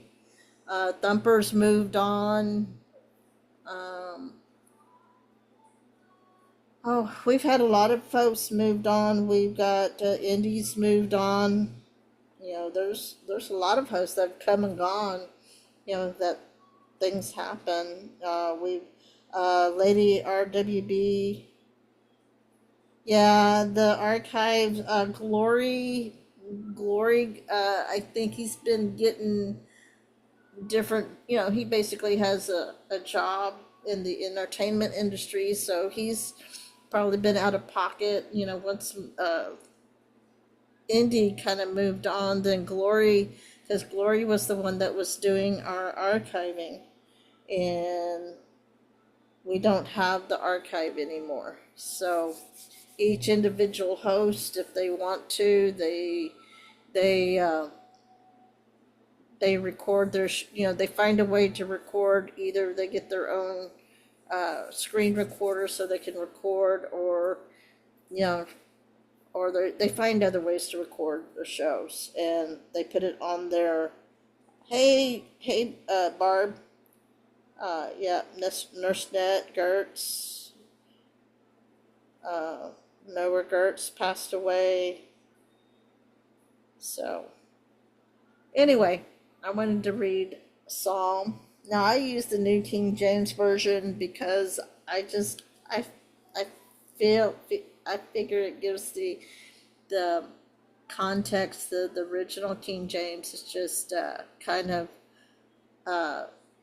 it's not that formalized English language. So this is a Psalm of David, Psalm 35. Plead my cause, O Jehovah, with those who strive with me. Fight against those who fight against me. Take hold of shield and buckler, and stand up for my help, and draw out the spear, and stop those who pursue me. Say to my soul, I am your salvation. Let those be put to shame and brought to dishonor who seek after my life. Let those be turned back and brought to confusion who plot my hurt. Let them be like like chaff before the wind, and let the angel of Jehovah chase them. Let their way be dark and slippery. Let the angel of Jehovah pursue them. For without cause they have hidden their net for me in a pit, which they have dug without cause for my life. Let destruction come upon him unexpectedly, and let his net that he has hidden catch himself. Into that very destruction let him fall. And my soul shall be joyful in Jehovah. It shall rejoice in his salvation. All my bones shall say, Jehovah, who is like you, delivering the poor from him who is too strong for him. Yes, the poor, the needy from him who plunders him. Fierce witnesses rise up. They ask me things I do not know. They reward me evil for good, to the sorrow of my soul. But as for me, when they were sick, my clothing was sackcloth. I humbled myself with fasting, and my prayer would return to my own heart. I paced about as though he were a friend or a brother. I bowed down heavily as one who mourns his mother. Wait a minute, this is 35. I should be 37. I got the wrong psalm. Oh well. Let me go ahead and finish this. Where did I go? But in my adversary they rejoice. But in my adversity they rejoiced and gathered together. Attackers gathered against me, and I did not know it. They tore at me and did not cease. With ungodly markers at feasts they gnashed at me with their teeth. Jehovah, or Adonai, how long will you look on? Rescue me from their destructions, my precious life from the lions. I will give you thanks in the great assembly. I will praise you among the people. How many of us feels like this? How long will you look on? How long will we go through this? You know, how long will the truth, you know, will it be before the whole truth and nothing but the truth prevails, right? How long before we see the purple ox, right? How long before we see actual justice take place, right? Verse 19, let them not rejoice over me who are wrongfully my enemies, nor let them wink with the eye who hate me without a cause. For they do not speak peace, but they devise deceitful manners against the quiet ones in the land. They also open their mouth wide against me and say, aha, aha, our eyes have seen it. This you have seen, O Jehovah. Do not keep silent, O Jehovah. Do not be far from me. Stir yourself up, or stir up yourself and awake to my vindication. To my cause, O my Elohim and my Jehovah. No, take that back. That's Adonai. Vindicate me, O Jehovah, my Elohim, according to your righteousness, and let them not rejoice over me. Let them not say in their hearts, ah, so would have it. Let them not say, we have swallowed him up. Let them be ashamed and brought to mutual confusion who rejoice at my hurt. Let them be clothed with shame and dishonor who exalt themselves against me. Let them shout for joy and be glad, who favor my righteous cause. Let them say continually, let Jehovah be magnified, who has pleasure in the prosperity of his servant, and my tongue shall speak of your righteousness and of your praise all the day long.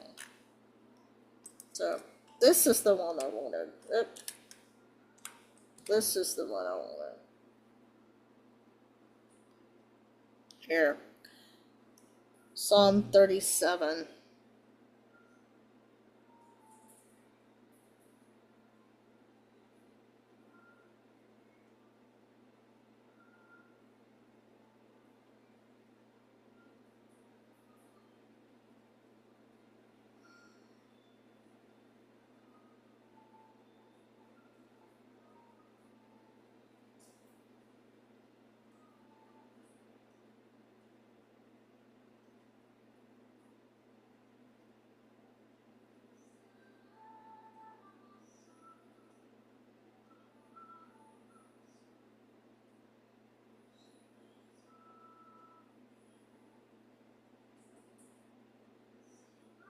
I'm reading chat. This was one gotten silent.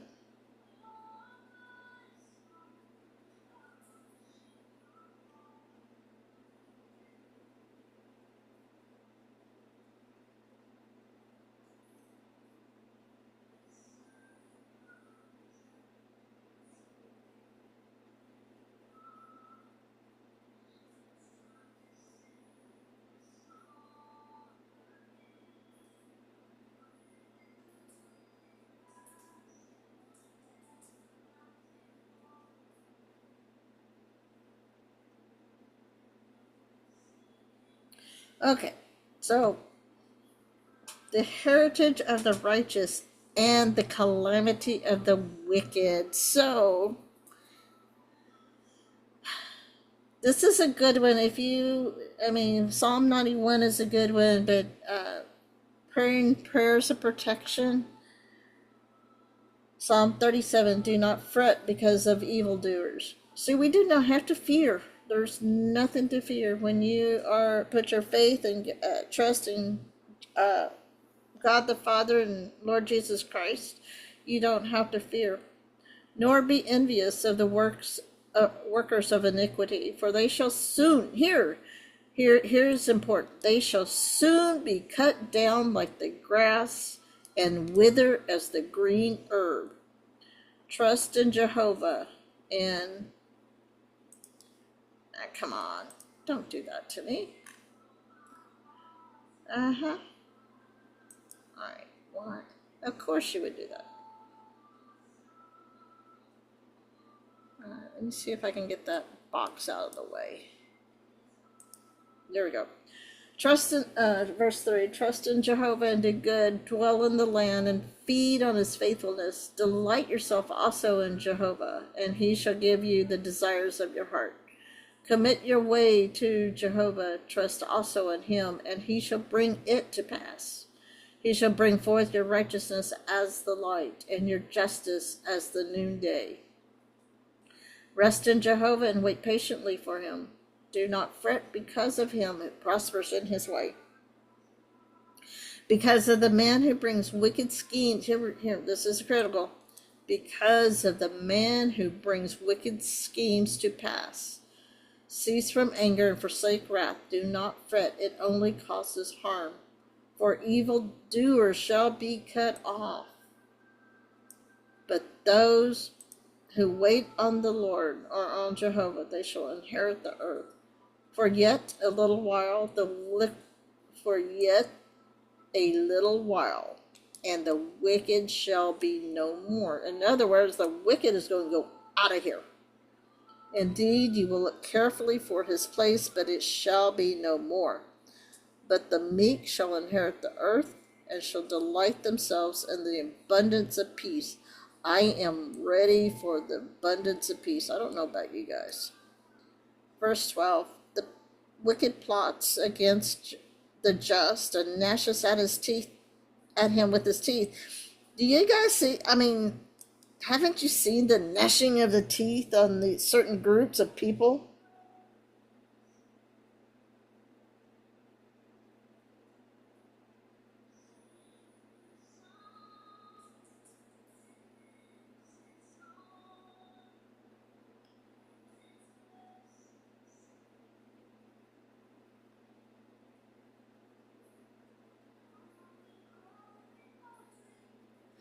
People off. I'm not going to engage. Okay. You could see these familiar unclean spirits, and these demonic spirits just manifesting in some of these people. If you watch really closely and put on your spiritual eyes, you could see it. Adonai laughs at him, verse 13, for he sees that his day is coming. The wicked have drawn the sword and have bent their bow to cast down the poor and needy, to slay those who are of upright conduct. Their sword shall enter their own heart, and their bow shall be broken. A little that a righteous man has is better than the riches of many wicked, for the arms of the wicked shall be broken. For the arms of the wicked shall be broken, but Jehovah upright upholds the righteous. Jehovah knows the days of the upright, and their inheritance shall be forever. They shall not be ashamed in the evil time, and in the days of famine they shall be satisfied. Again, we need to stop making government our God. God's saying he's going to provide, because the days of famine will be satisfied. Verse 20, but the wicked shall perish, and the enemies of Jehovah, like the splendor of the meadow, shall vanish. Into smoke they shall vanish away. The wicked borrows and does not repay, but the righteous shows mercy and gives. For those blessed by him shall inherit the earth, but those cursed by him shall be cut off. And the steps of, this is one of my favorite verses right here, because I feel this often, a lot of times. The steps of a good man are ordered by Jehovah, and he delights in his way. Though he fall, I think King James may say, though he stumbles, he shall not be utterly cast down, for Jehovah upholds him with his hand. I have been young, and now am old, yet I have not seen the righteous forsaken, nor his descendants begging bread. He is ever merciful and lends, and his descendants are blessed. Depart from evil and do good, and dwell forevermore. For Jehovah loves justice and does not forsake his saints. They are preserved forever. But the descendants of the wicked shall be cut off, and the righteous shall inherit the land and dwell in it forever. So we got an inheritance in land. Verse 30, the mouth of the righteous speaks wisdom, and his tongue talks of justice. The law of his Elohim is in his heart. None of his steps shall slide. The wicked watches the righteous and seeks to slay him. Jehovah will not leave him in his hand, nor condemn him when he is judged. Wait on Jehovah and keep his way, and he shall exalt you to inherit the land. When the wicked are cut off, you shall see it. I have seen the wicked in great power, and spreading himself like a native green tree. Yet he passed away, and behold, he was no more. Indeed, I sought him, but he could not be found. Again, their people are going to go. There's going to come a time we don't have to worry about them anymore. Verse 37, mark the blameless man and observe the upright, for the future of that man is peace. But the transgressor shall be destroyed together. The future of the wicked shall be cut off.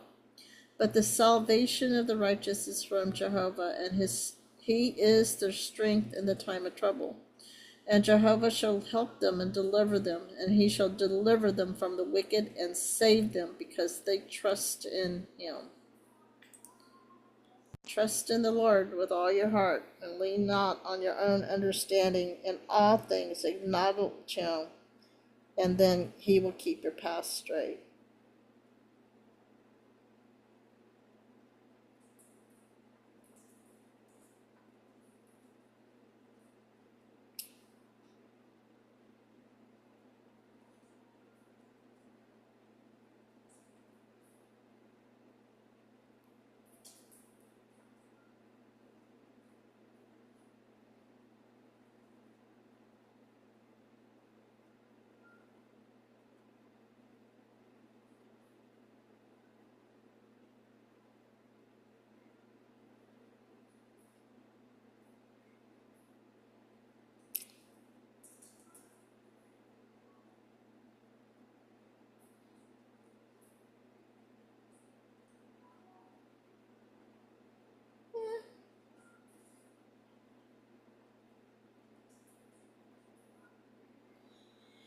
Okay.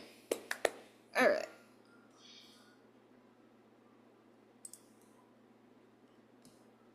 There's so much in the Bible. I tell you what, guys. Hey, if you really want to get to know what the Bible says, go to my Rumble channel. Go look at Deb6545 on Rumble. Start with Genesis 1:1. You're gonna have to dig. You have to go through some pages. I've got over. Oh gosh. I don't know. I probably have at least 200 episodes. Or say no.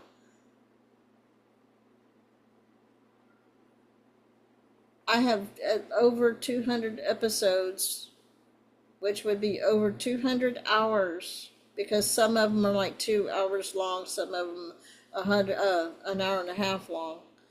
But I got over 200 hours of the Bible, starting from Genesis 1:1 and including Job, because what I wanted to do was do the Bible in chronological order, and I found out now I know the reason why the Bible's written the way it is. But I'm in 2 Kings right now, and start looking, because what you see in 1st and 2 Kings, nothing has changed. Everything is staying the same. We got kingdoms. We got 2 kingdoms that are split, and it's crazy how it works.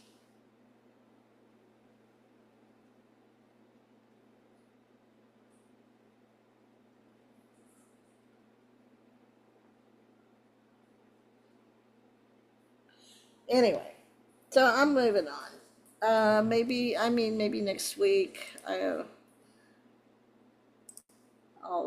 do some. Okay, so we talked about Rudy, and so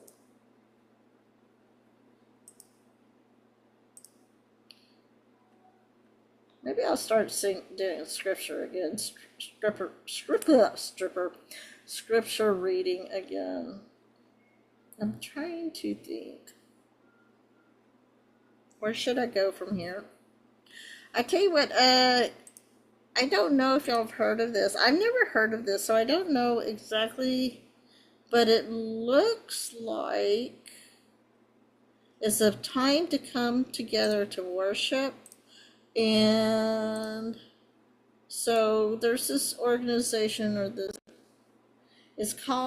they're going to be in Washington, D.C., October the 9th through the 12th. And it's called Communion. I don't know if you can really see that very well.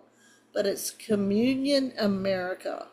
So they're having representatives from all 50 states. So there's going to be 50 tents, one representing every single state in the union. Eh.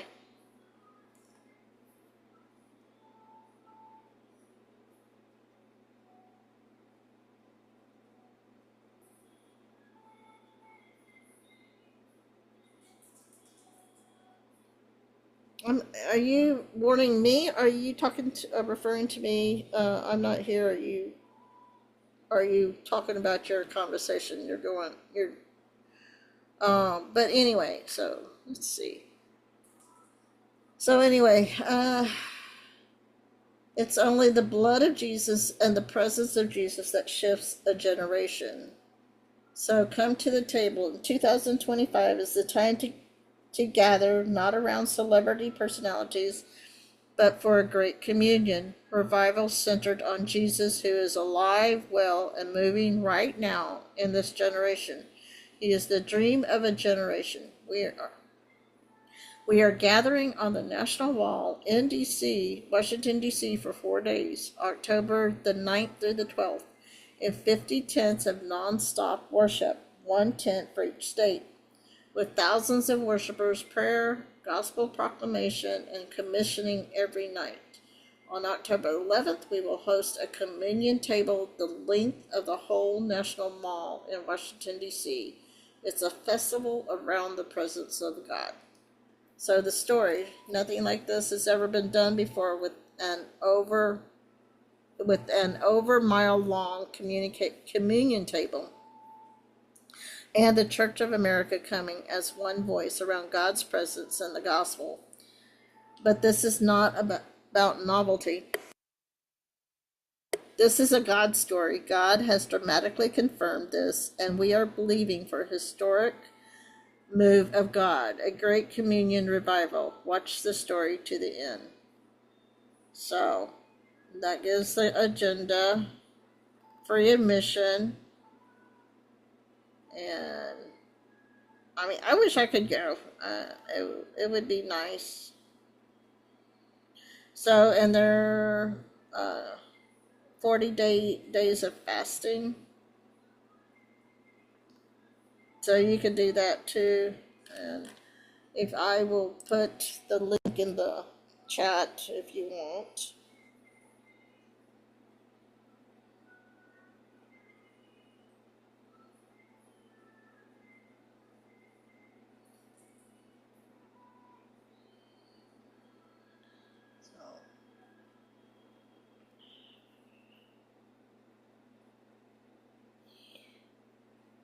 And so if y'all want information, if y'all want to see about going,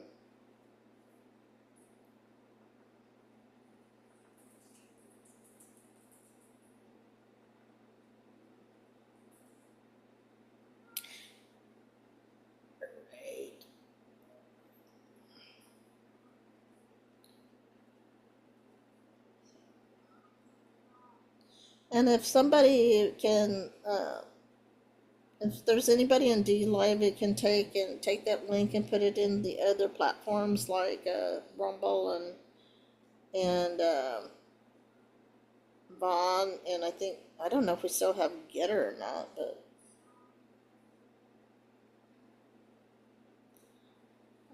if you want to do that, that'd be greatly appreciated, or if you can. So, yeah.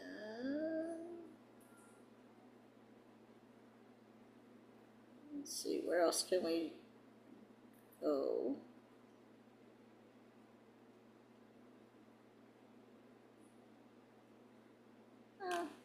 That one's probably not interesting. Y'all really care that a billionaire is selling his yacht in Houston so he can buy another yacht? Crazy. Why did I? Oh, I didn't. I guess I didn't see that.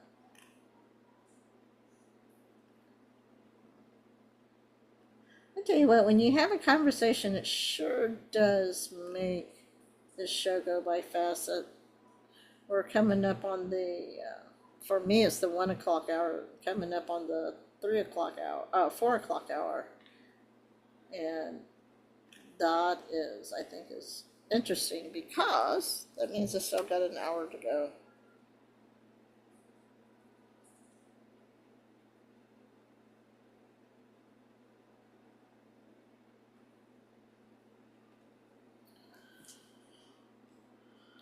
Okay, hopefully this video will work.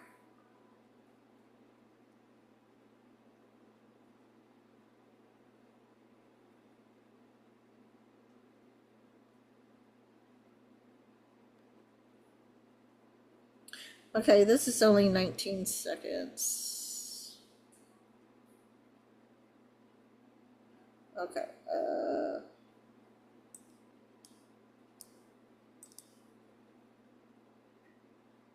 oh yeah, oh my goodness, this is funny. So you got auto title, you got subtitle here, but it doesn't, you got options. It doesn't, funny thing is English isn't one of the titles. Okay. I'm going to enter full screen. Oops, I can't enter full screen until I start sharing.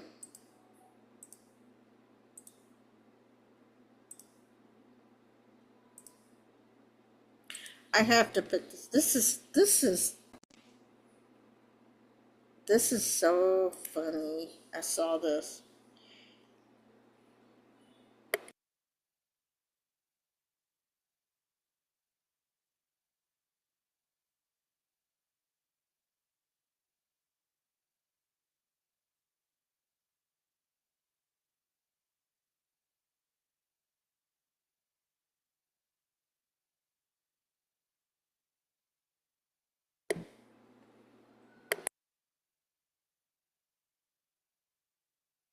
That you're in to run trans people out of the state of Texas.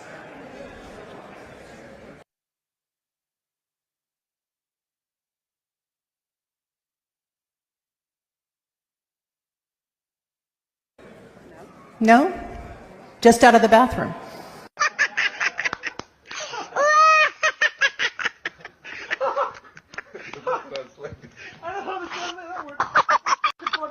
That your intention to run trans people out of the state of Texas? No? Just out of the bathroom.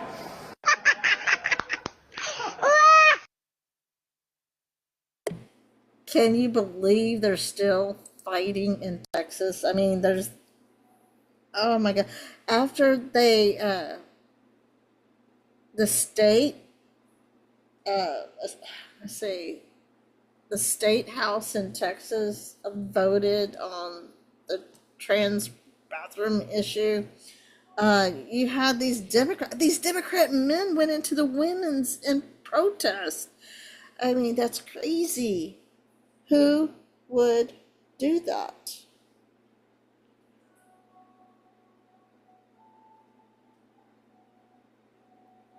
I gotta do something real quick. I mean, that is just. I don't understand people's ideology. We shouldn't have to even be worrying about this stuff. It should be common sense.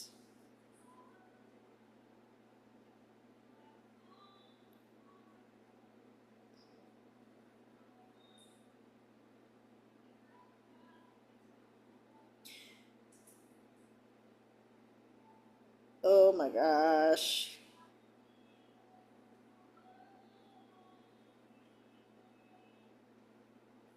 Oh my goodness.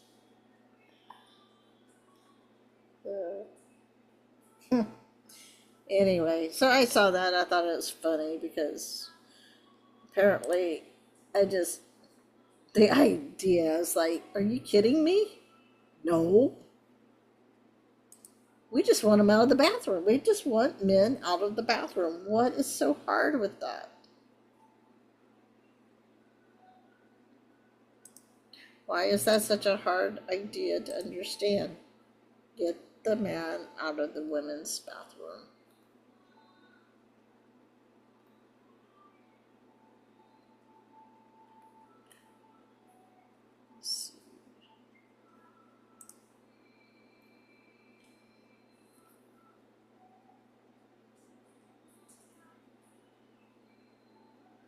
Guess what? God also has a vetting process. And God is righteous, God is holy. He is full of mercy and grace. That's the reason why he sent Jesus Christ to be our Lord and Savior. But there is going to come a time, you better be on the right side. You know, Jesus got angry too. Jesus didn't just say, go and do whatever you want to. He said, go and sin no more. So,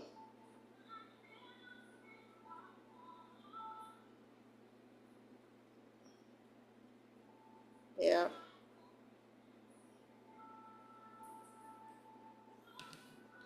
And there's going to come a day, this is one of the things I found out by doing my Bible study, by reading just from the very beginning. When Jesus first, in the Old Testament, you see over and over again, God told these kings, says, if you do and you follow me and you do what I say, basically, and you obey what I say, and worship me and worship me alone, I will, let's see, and this is paraphrasing, this isn't exactly what he's, his words, but basically he says, I will, your kingdom, I will elevate your kingdom, In fact, after he split the kingdom with because of King Solomon, he kind of started it by having all these women and wives. It's funny how, if you look at the Bible, what caused people to fall away the most was pagan worship,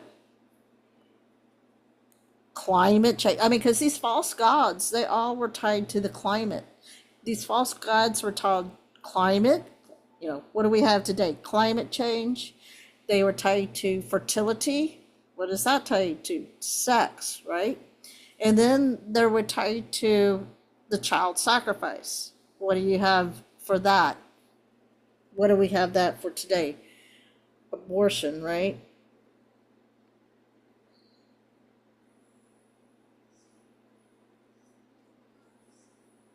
So my point about that in the Old Testament is when King Solomon set up these false gods, their altars to the false gods, because of the influence of the women, he started a slippery slope. And because of that, God tore the kingdom of Israel into two territories. The northern kingdom, which had 10 of the tribes, and then you had Judah, which had Judah and Benjamin. So the two tribes in the southern kingdom and the northern kingdom. Jeroboam was a servant of King Solomon. He was actually from the tribe of Issachar. No, not tribe of Issachar. I take that back. He was of the tribe of Ephraim. He was an Ephraimite. And God told Jeroboam, he says, if you worship me and worship me alone, and you do the righteous things, then your kingdom, your dynasty will last forever and ever, and he will be as equal to King David. But what did Jeroboam do? He was afraid that the people of Israel, so you had Judah, which was the capital of Judah was Jerusalem. So that's the reason why it was really significant that President Trump moved, although I'm still not understanding. No, he moved our embassy to Jerusalem, right? Because I'm like, I was thinking about it today. I was like, or yesterday. I'm like, I'm not sure why it would matter if we call the capital of Israel Jerusalem, but he moved the embassy to Jerusalem. Anyway, so the southern kingdom, the capital was Jerusalem.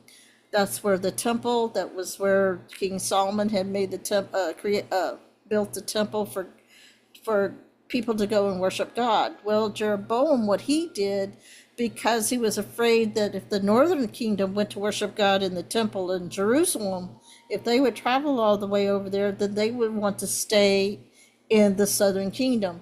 So what he did, he built altars. He built 2 different altars and put up the golden calves like Aaron did at Mount Sinai, and so that people could go worship God there in 2 different places. One was Dan, the land of Dan, and I can't remember the other one. But the point is, he also had the false gods. He put up false altars. So that was the downfall of Jeroboam, and you move on, but my point is, what you're seeing now, we have the same issues.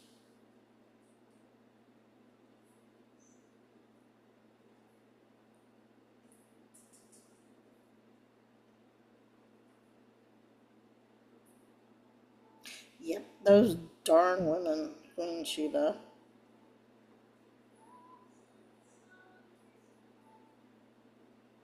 So you have, this is stuff that if I had not been doing this Bible study, yeah, I probably would have read it on my own, but I probably wouldn't have caught it. But because I have to I'm doing book by book, chapter by chapter, verse by verse, and I'm using the commentary, I am learning so much.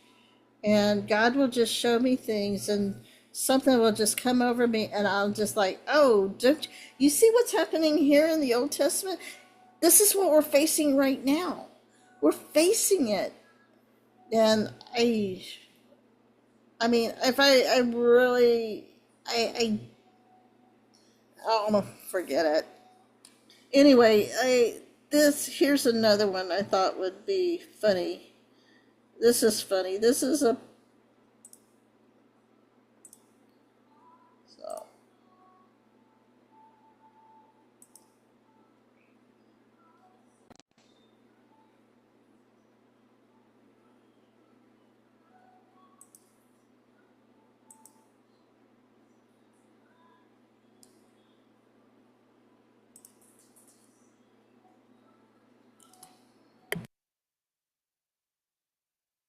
Should I wear a mask? We know that masks don't really stop you from getting this type of infection. The science is pretty much settled on this. Masks don't work. Okay, so no mask. Actually, they're mandatory, and also we're shutting down everything. Wait, what? Yeah, it's called lockdown. I'm basically declaring martial law and saying that you can't leave your house or gather in large groups. How do you think you're going to get people to go along with this? Well, it's only for 2 weeks. It's going to last forever, isn't it? Maybe. And you're shutting everything down? Everything? Every restaurant, every store? Yep, absolutely everything. Everything shut down. Law and saying that you can't leave your house or gather in large groups. How do you think you're going to get people to go along with this? Well, it's only for 2 weeks. It's going to last forever, isn't it? Maybe. Did you catch that? It's going to last forever, isn't it? Maybe. I just love this guy. His expression. Maybe. And the fact is, it's true. How many of us thought, well, I still think that the 2 weeks it was a smoke screen for something else to go. But the fact of the matter is, did we really think how many of us really thought that after 2 weeks things would pretty much go back to normal? I'm guilty. But like I said, I think we were all hoping that we would see mass arrest. But, it really did have to go this way, because how many people still refuse to see the truth?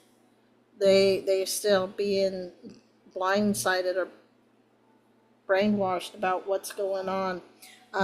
It's like I was telling, Chris, if you were here earlier, and I was talking to Chris about the people I went to lunch with, and they're talking about the mask, and I mean, this one person was talking about the face shield, and I said, that doesn't work. It's not. I mean, she's like, I don't wear it. I'm supposed to wear it, but I don't. I said, because it doesn't work. So I can't breathe. No, you can't, because, and whenever they come up with this whole BS about biology, I'm thinking, go back and remember your biology. Do you remember how the respiratory works? So.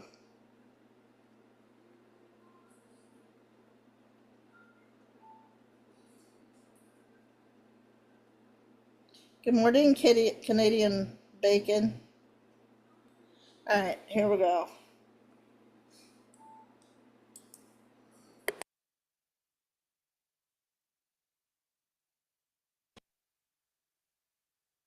And you're shutting everything down? Everything? Every restaurant, every store? Yep, absolutely everything. Everything's shut down. We're all in this together. So even Walmart and Target, no, they can stay open. Okay, well, what about McDonald's or Taco Bell? Obviously, McDonald's and Taco Bell can stay open. Okay, so the big chain stores can stay open, but if a small business tries to stay open, we will send a tank and point a rifle in their face and maybe send them to jail. But it's only for 2 weeks or years or whatever. I mean, won't that crash the economy? It's only for 2 weeks or 2 years or 5 years or whatever. Oh yeah, 100%, for sure.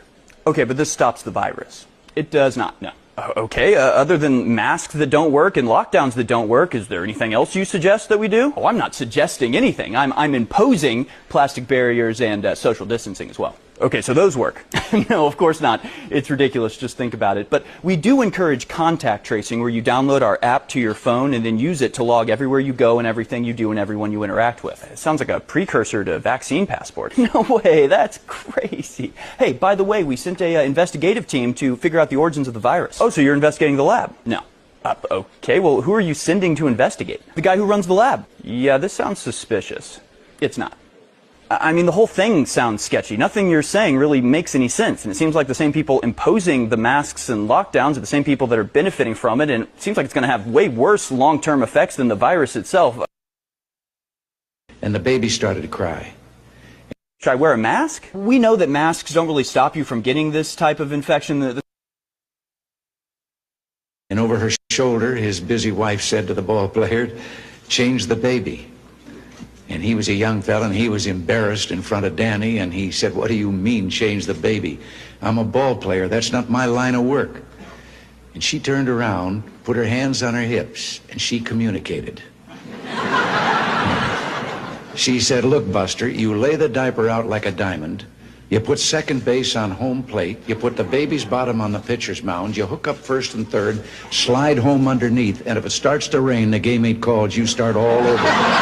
Well, President Reagan was known as a great communicator, but he himself said that really what he was just doing is communicating great things. And among the great things that he would do is he would tell stories and he would use comedy. So I'm curious, what is your sense as a professional and supremely qualified comedian?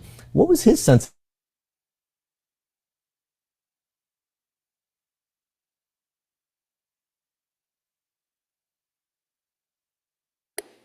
Sorry about that. Somehow I got, oh gosh.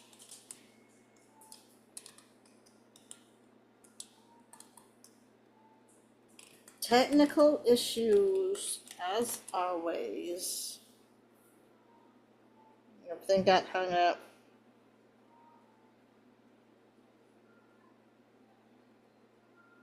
So, all right, let's see what I can do here to kind of mitigate some of this.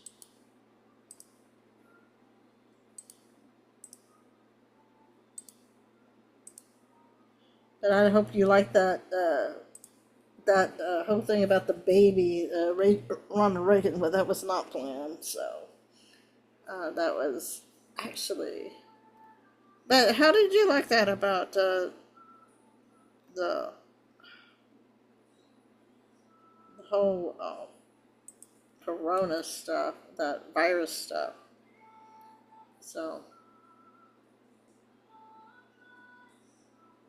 here's something else to ponder.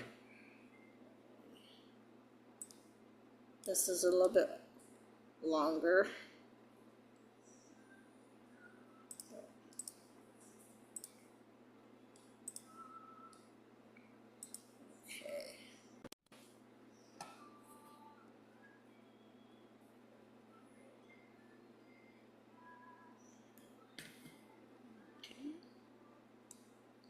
How do I get this annotate thing out of here? It just really irritates me.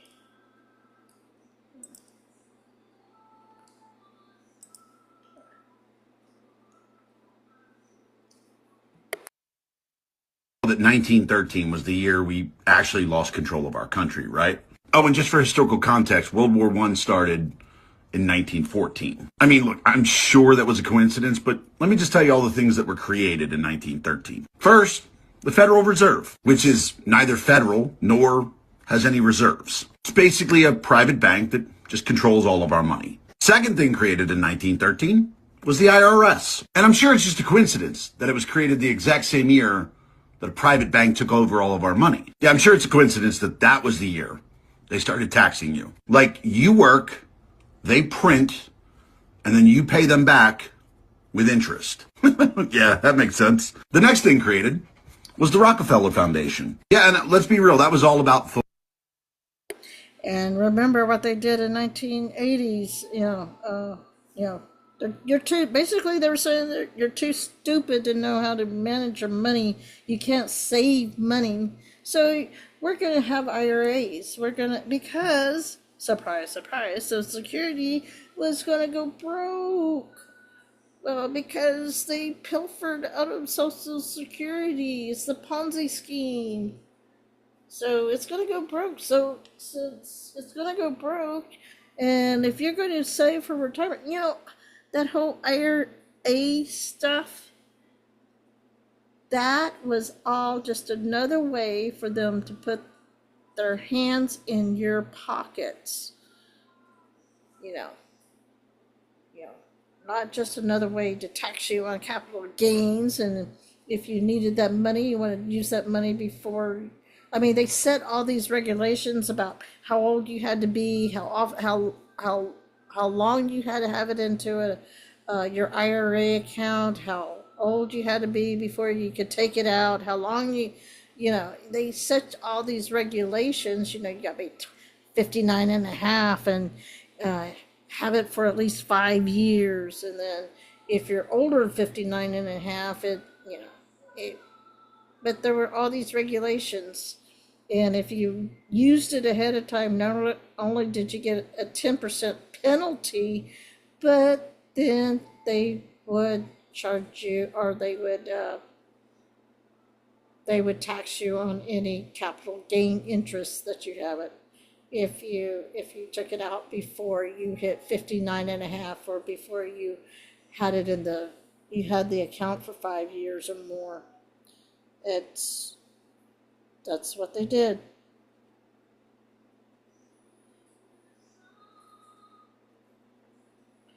Anyway. philanthropy. It's not like they took control of medicine, education, science, and basically the health of the world. I mean, let's be real. All they were doing was donating money. Yeah, it's not like they were buying control of everything. Oh, and that worked out so well, right? Because people are healthier and more self-sufficient than ever, right? Oh yeah, also in 1913 was the American Cancer Society. I mean, that sounds like a good thing, right? That can't possibly be bad. Except it was completely funded by extremely wealthy people. But even though it was a charity, they never really gave to anyone. No, they just took their money and invested in pharmaceutical drugs. Oh, and chemo. Yeah, instead of taking that money and investing in companies that were trying to find a cure, no, we'll just invest in companies that use chemicals from the military that were later banned. Yeah, that's a good thing to keep fucking putting into people. Then also created in 1913, the ADL, the Anti-Defamation League, which sure, yeah, it's about civil rights. Yeah, totally. It's not about censoring people or, silencing critics. And then in 1914, We had World War I, and that became the first war ever that private industry profited from war. The private industry that's owned by the same families that created the Fed, the IRS, the Rockefeller Foundation, the American Cancer Society, the ADL. Again, just a coincidence. Oh, I'd also like to point out that a year prior to 1913, 1912, yeah, that was when the Titanic sank. And it's funny how three of the wealthiest individuals on that ship were the loudest voices opposed to central banking. Oh, and there's also the little tidbit that JP Morgan was supposed to be on that boat, but he canceled at the last second. But yeah, that's conspiracy. That's tinfoil hat talk. So what's happened since 1913? Well, the dollar has lost 99% of its value. Our debt has just become like a number that we ignore. Middle class getting fucked daily. War is now an industry instead of a conflict. Oh yeah, and your money isn't real anymore. Like, it's just not real. It's not backed by anything. It's just numbers on a paper that private bank prints. So guys, look, if you're worried about America being conquered or, a rebellion or it being taken over. But I think you can see I've always thought there was only one real issue in this campaign. The future. Okay. I thought that was a very good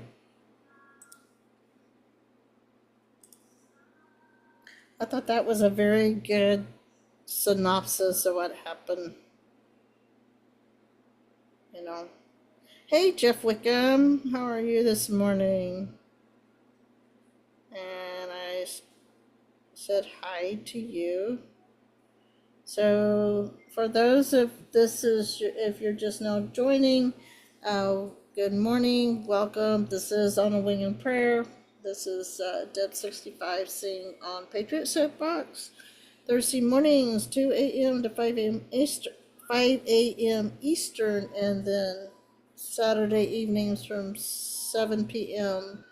to 10 p.m. Eastern. So adjust for your time zone.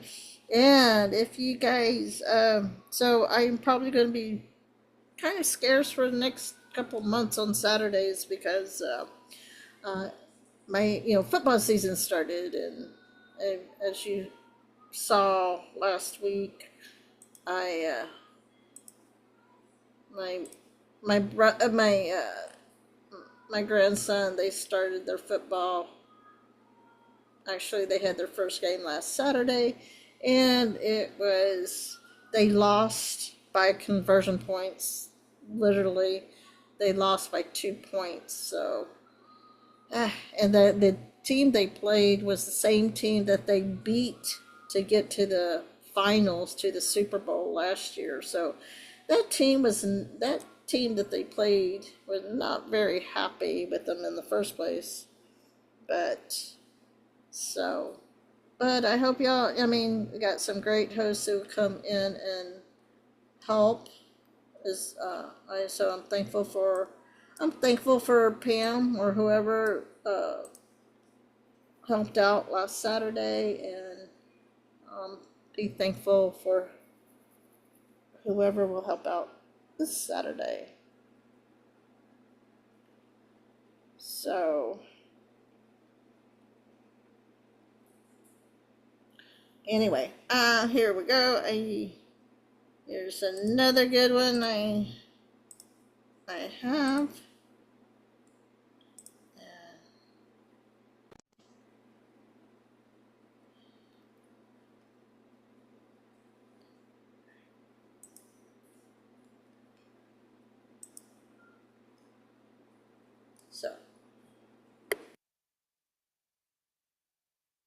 Remember John F. Kennedy Jr.?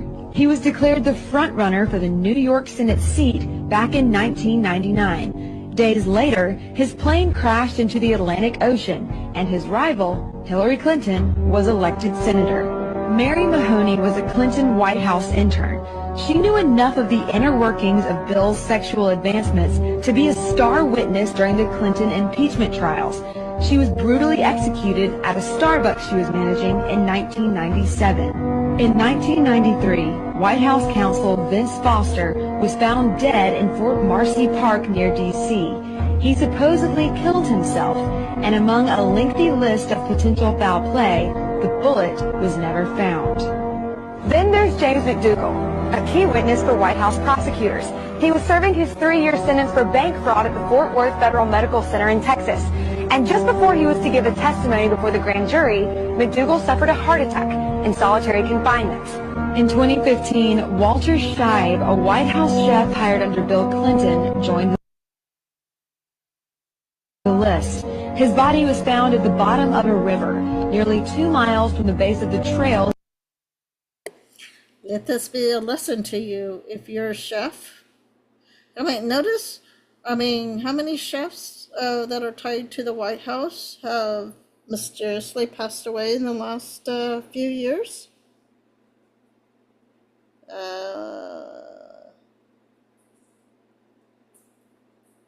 Let's see, didn't Obama, and then wasn't there another chef that just passed away recently? Not Obama, but what do they all have in common besides the White House or a personal chef?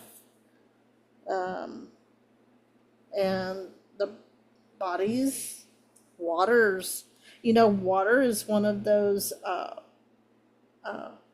part of the rituals, If you ever watch my interview back in 2021 with Gina Phillips, and she talks about that.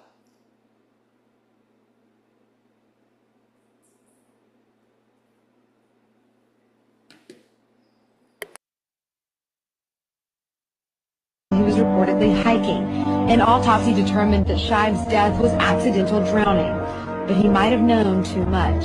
27-year-old Democratic National Committee staffer Seth Rich was shot and killed in D.C. this year. There is speculation that he... Remember John F. Kennedy Jr.? He was declared...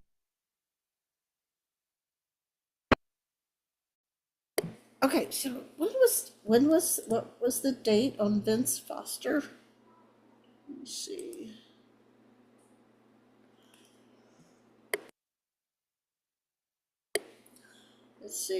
I'm going to turn off the video or audio, but I want to see that about Vince Foster.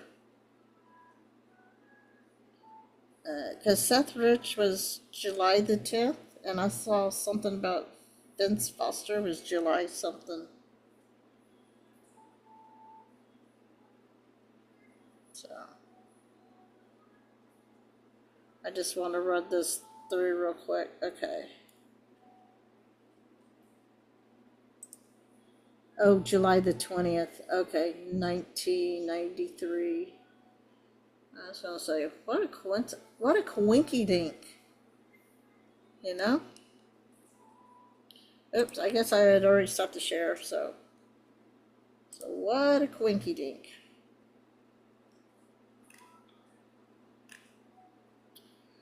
Let's see, we got,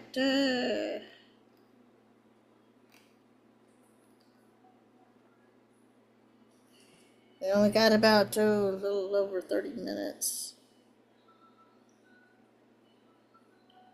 So, I'm not sure what to do, where to go next.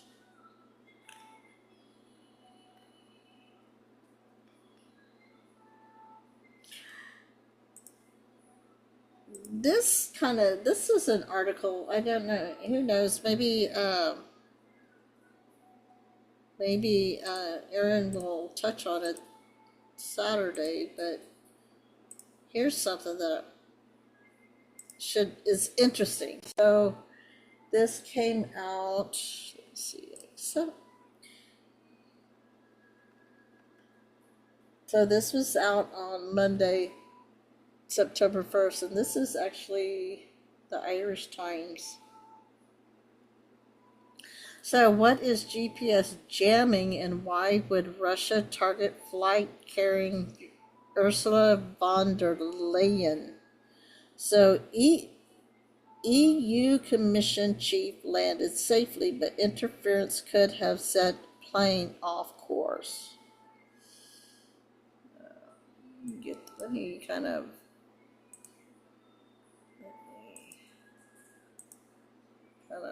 expand that a little bit so you might be able to see better. Hey, rock and roll.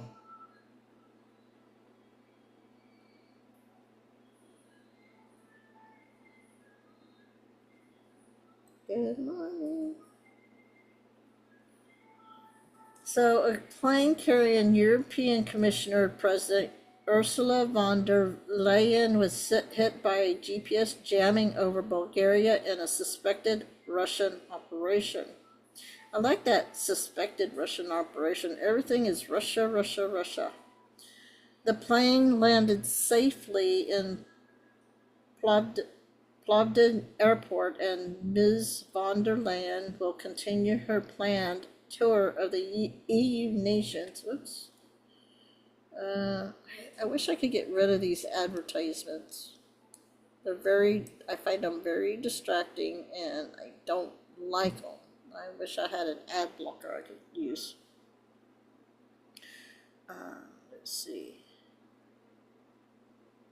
So, Ms. von der Leyen will continue her planned tour of the EU nations bordering Russia and Belarus, according to the Commission spokesperson, Ariana Podesta. Podesta, huh? We can indeed confirm that there was GPS jamming, said Ms. Podesta.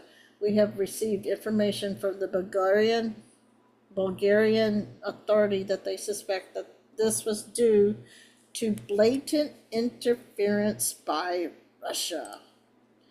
Ms. von der Leyen, a fierce critic of Russian President Vladimir Putin and Moscow's war in Ukraine, is on a 4-day tour of the EU nations bordering Russia and its ally Belarus. There have reports of a rise in GPS interference around the world, particularly since last year, raising fears of an increased risk of accidents if planes veer off course. So what is GPS jamming? GPS, short for Global Positioning System, is a network of satellites and receiving devices used for positioning, navigation, and timing on Earth in everything from ships and planes to cars and your cell phones. They have them on your cell phones too.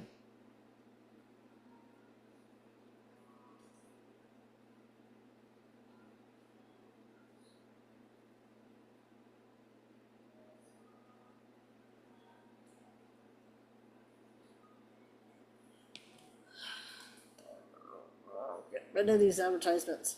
GPS is one of the most important navigation tools in aviation, which has replaced expensive ground devices that transmitted radio beams to guide planes towards landing. However, it is also relatively easy to block or distort GPS signals. I tell you what, they've been using jammers for years, for decades now. So the equipment just gets more as equipment advances, the technology just gets more sophisticated. What they need to do is go back to old school stuff. Let's see. However, it is also relatively easy to block or distort GPS signals. At the most basic level, this can be done by easy using store-bought tools. Militaries have also invested in technology that can do so. GPS jamming uses a frequency transmitting device to block or interfere with radio communications, usually by broadcasting signals from the ground that are stronger than satellite-based signals. Spoofing might involve one country's military sending false GPS signals to an enemy plane or drone to hinder its ability to function. This is often considered more disruptive and dangerous than jamming. The problem for commercial aviation. Why are they going off on this? You've got one paragraph about you got one paragraph talking about this woman, this EU commissioner president or EU commission president, but it doesn't go into any detail what is she expecting to find in Belarus and Ukraine. So it goes on and explaining what the technology is. It's a little odd. The problem for commercial aviation comes if that false signal is picked up by a GPS receiver in a passenger plane, potentially confusing the pilot and aircraft traffic control by showing the wrong time or coordinates without warning. Where does occur? In December, an aviation advisory body flagged a surge in spoofing affecting private and commercial jets around the Middle East, including Iraq, Iran, and Israel, and the Black Sea, which would also be close to Europe. You know, Edinburgh, Scotland. Scotland is on the Black Sea. When I went to Edinburgh and I went through the castle there, they literally, like, they said, if you look over here, you could see Russia, actually. So it tends to impact areas close to war zones as the technology is used to send suicide drones off track. Baltic countries have reported the issue for years, particularly since the war in Ukraine began in 2022. I don't know. I don't buy the whole war thing. I think it's basically a proxy war. Okay, can you stow it? You're really distracting,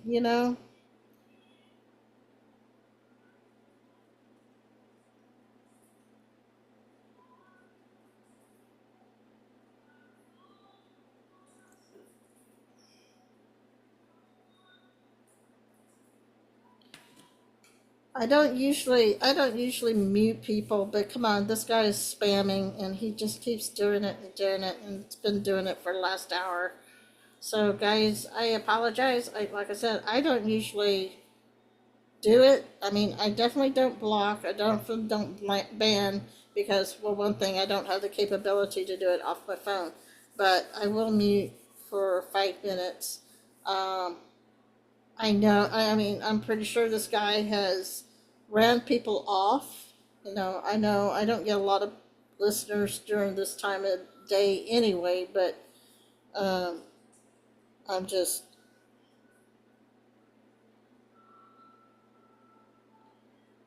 so, hi Heidi. So,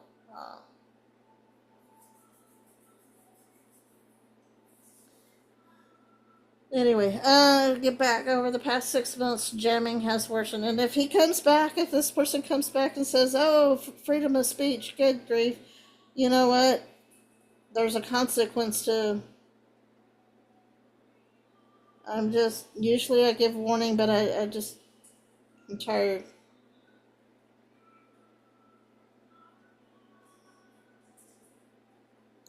Rock and roll. I don't know if you were watching earlier, but he was getting into it with other people, and he was getting into it with other people earlier, and he was just being very distractive. It's a distraction, and I don't know who this person is or where they came from. I have my ideas. I have an idea who and. I don't even know. It may not even be a real person.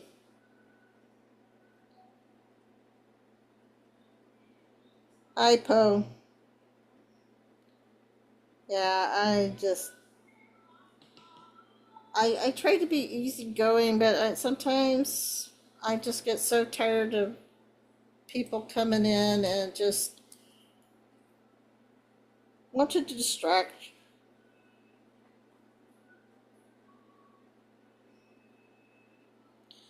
And this person's been around for, like I said.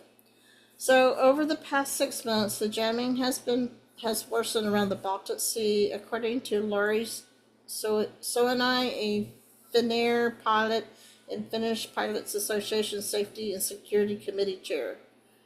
Soinai,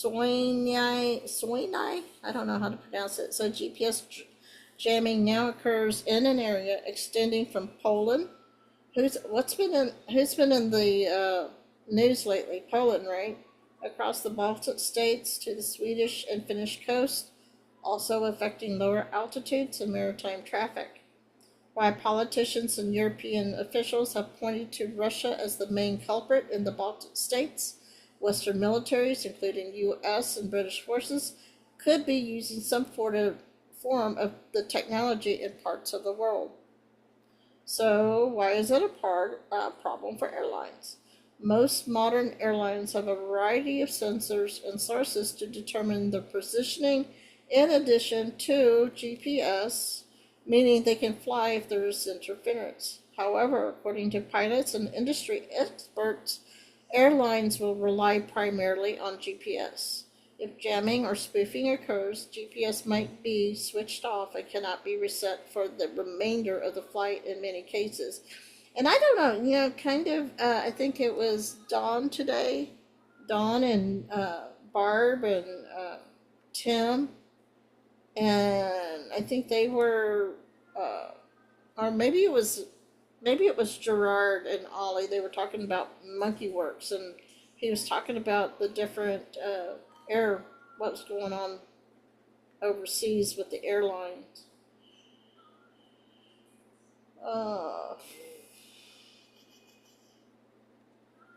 So that can cause stress and delays for takeoff and landing because certain procedures require GPS to function.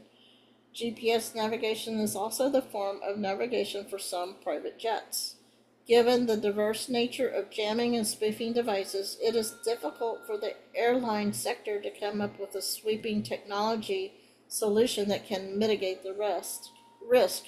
Instead, authorities are looking to train pilots to verify jamming and spoofing sooner. So, and this is the Irish Times.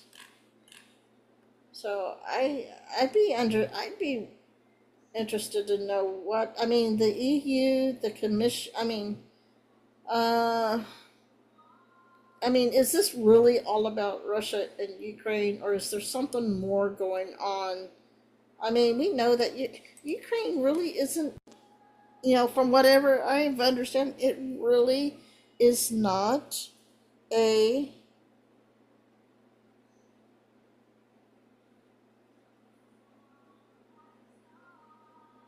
Paziap.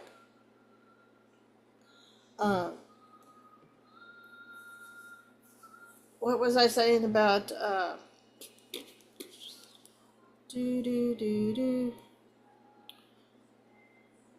I'm kind of tired, so I'm like trying to.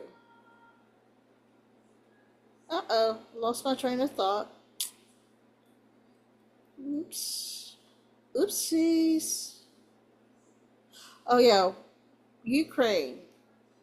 Ukraine did not sign the paperwork to become its own little country. And, it's like that whole thing with Russia and Ukraine is, it's a narrative. It's serving its purpose for something, but it's not what everybody thinks it is. I may not have proof of it, but doesn't mean I'm mistaken either. Okay. So we got that. And like I said, they've been doing stuff like that for years. Let's see, we got 20 minutes. I don't know, maybe I'll just play some songs for the next one. Well, I still don't understand if Putin, I don't buy the narrative in the fact that Putin's army is weak. That's kind of like when President Trump says, 7,000 people have been killed just in the last week. Where is he getting his figures? Where is he getting his numbers? Who's giving him these numbers? I think he was pretty specific. I think he said something like 7,300 and something. That's kind of pretty specific. So where's he getting these numbers? And we know that Putin gave him the ball in his first term, or he threw it to First Lady Melania. We know, that really triggered the demons out there. And when he did it, that's where they got he's a Russian accent. He's in bed with Putin. And it just, it's like, okay, it's like that whole the whole phone call with Zelensky under his first term, and I'm going to air quotes first term, his quote unquote first term, because, maybe it was the first term.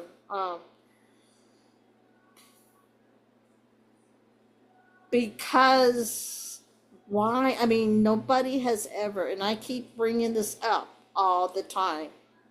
Why is it when he had that phone call with Zelensky in order to quote unquote congratulate Zelensky, why did that trigger an impeachment inquiry?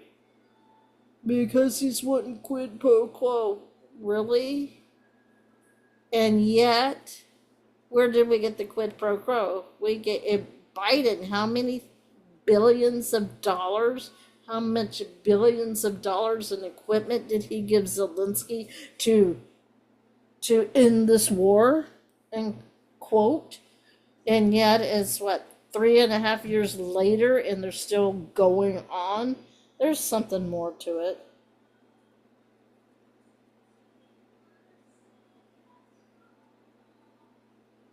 No, I wasn't offended. I just got tired of you putting out there just little, and you kept doing it. I wasn't offended by what you put. It had nothing to do with being offended. It's just you're spamming. After a while, it becomes spam. It's not being.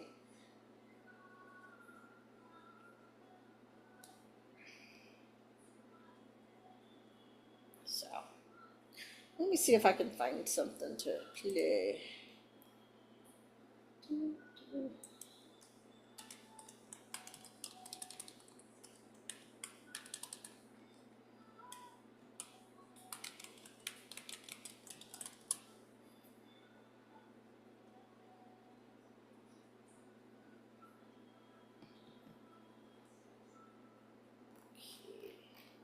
Okie dokie. I still don't understand how computers work and how it's like they open up 5 different servers. And that's what takes up your memory on some of this. Alright, there we go. Good morning, Clifford.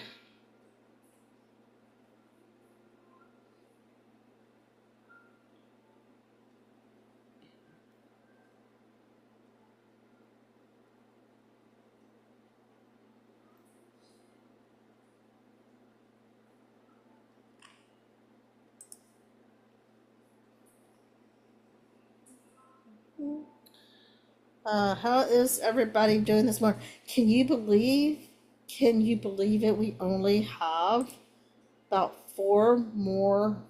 16 more weeks to the end of the year. Can you believe that? I just oh my gosh. 16 weeks go by so fast. Oh, by the way, did y'all know today is the birthday of the flag? Let's see, I'm not sure what they call it.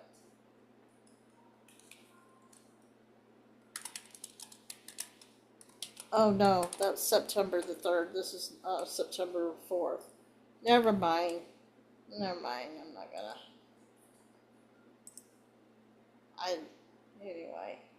Okay, what can we play?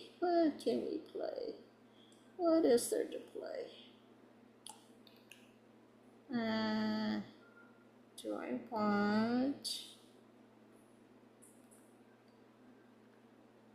want something mellow?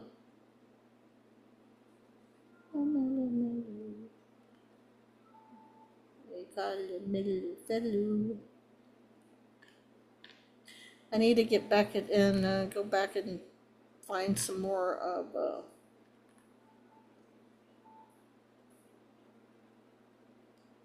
let's do this one. I need to go back and add to my list, my library, my playlist. Okay. All right, everybody. Oops. Gotta take that down.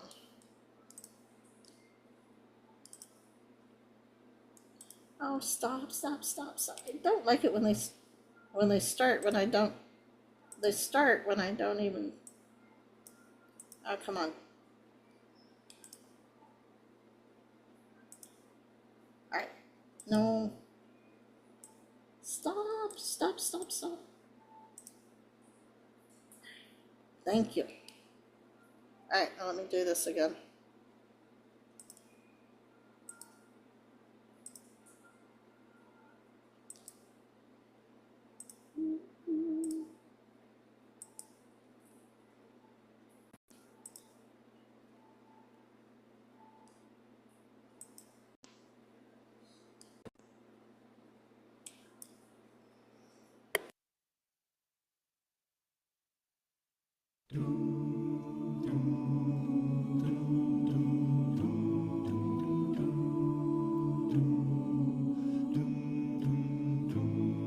We walk with a different step, and we talk with a different voice, and we love with a tender heart, and we give with open arms. I believe that every step that I take is my freedom, that you can take away. I believe in all the blood, sweat, and tears shed to give to the world all these years.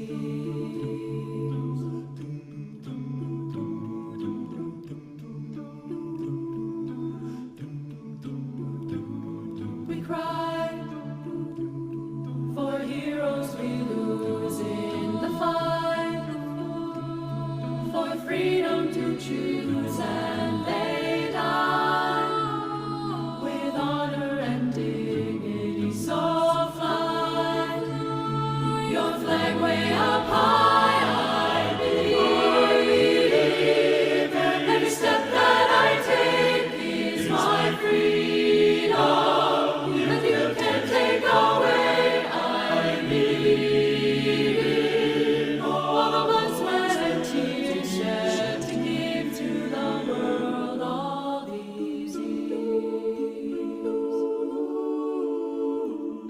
We love with a tender heart, and we give with open arms. I believe every step that I take is my freedom, that you can take away.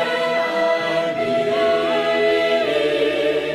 every step that I take is my freedom, that you can take away. I believe in all the blood, sweat, and tears shed to give to the world all these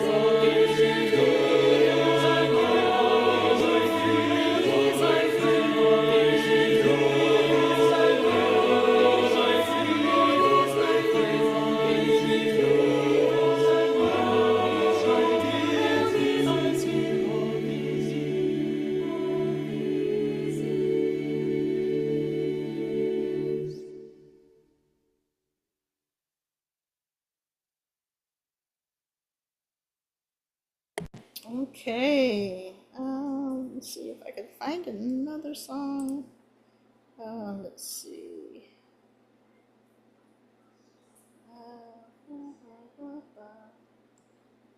Oh, let's mix it up a little bit. Oops. Okay, hold on. Oh, come on. Okay, let's mix it up just a little bit.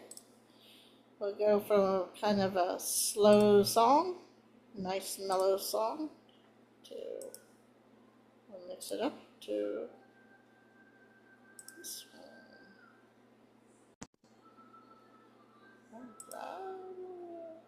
Let's see, six-string soldiers.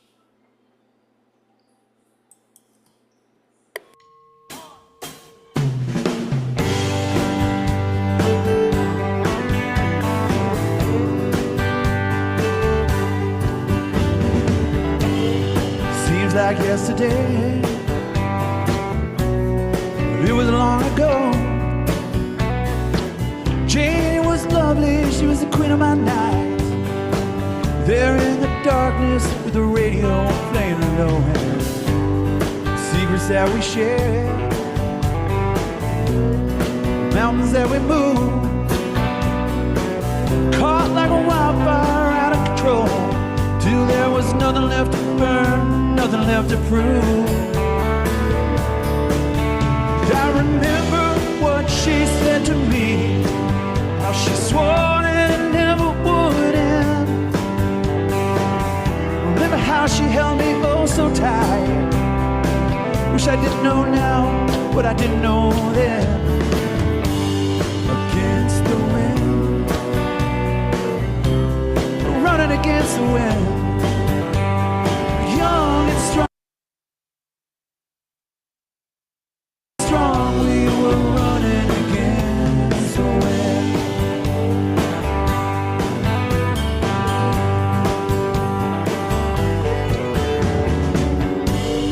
Years rolled slowly past, found myself alone, surrounded by strangers I thought were my friends. Found myself further and further from my home, and I guess I lost my way. Oh, so many roads. I was living to run, running to live, never worried about paying or even how much I owe. Moving 8 miles a minute, months at a time, breaking all of the rules that would bend. Began to find myself searching for shelter again and again. Against the wind, a little something against the wind. I find myself seeking shelter against the wind.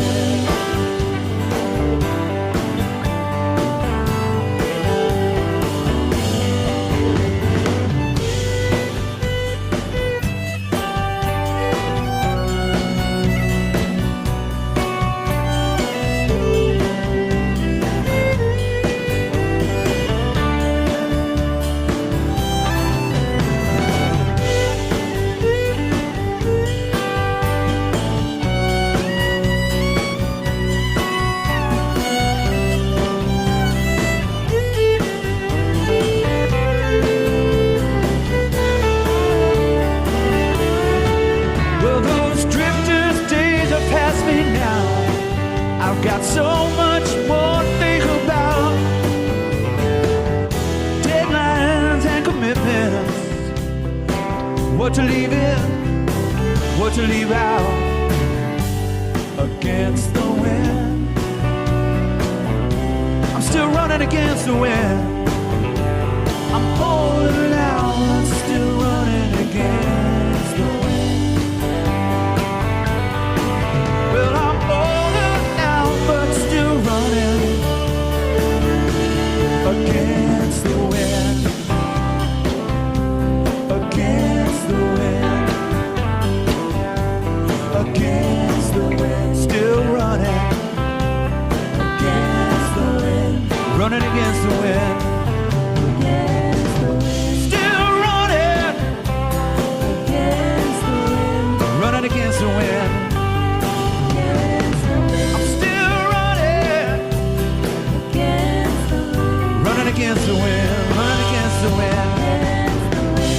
Watch a young man run against the wind, watch a young man run. against the wind, See the cowboys ride against the wind,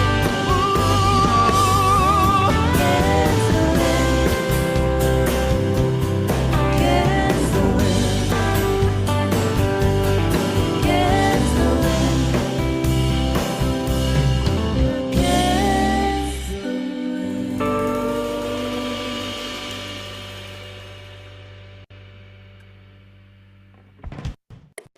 I don't do a lot of six-string soldiers, but they have some really nice. They do more of the, I would call it rock. I used to do rock, and I'm gonna leave with one more. Oh come on! All right, it's a little longy. It's a little lengthy, but I'm gonna do one more. Whew. And then we'll probably close it out with this one. Yes. Right, let's go. Let's go. Right. Oh, this is locked and loaded. I thought it was a different one. Never mind. I'm not going to do that one. But let's see. How long is this one? Oh, that's about 4 minutes. So 4.5 minutes. I'll do this one.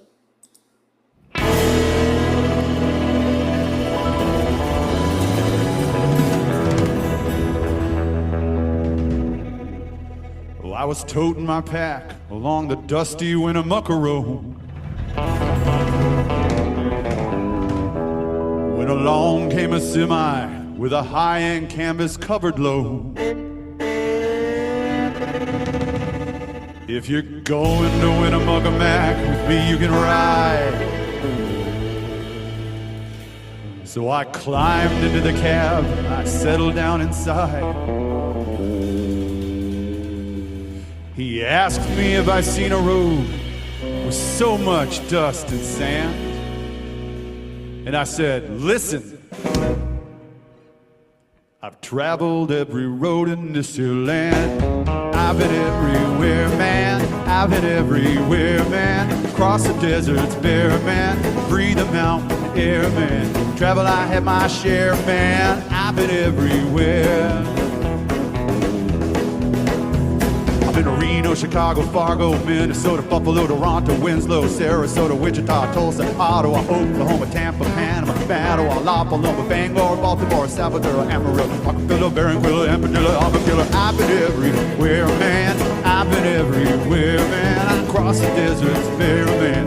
Breathe the mountain air, man. Travel, I had my share, man. I've been everywhere.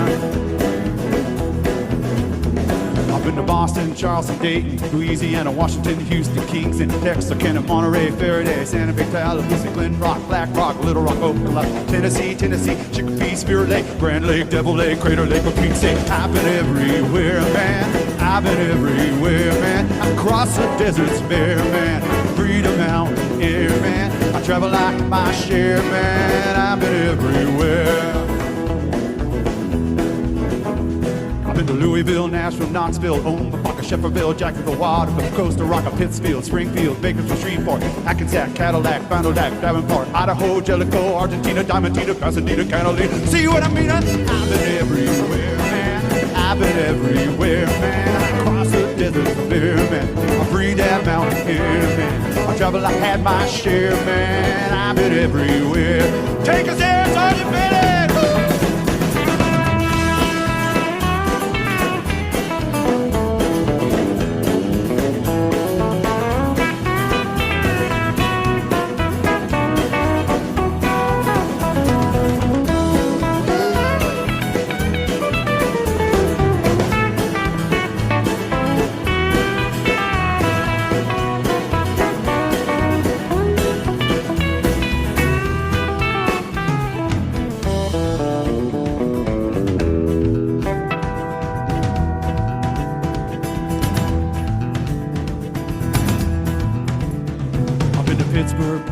Evansville, Colorado, Ellensburg, Ricksburg, Vicksburg, El Dorado, Larimore, Atmore, Hapstra, Chattanooga, Chaska, Nebraska, Alaska, Opelika, Baraboo, Waterloo, Kalamazoo, Kansas City, Sioux City, Cedar City, Dodge City, what a pity. I've been everywhere, man. I've been everywhere, man. I cross those deserts bare, man. I breathe the mountain air, man. I'll travel, I have my share, man. I've been everywhere.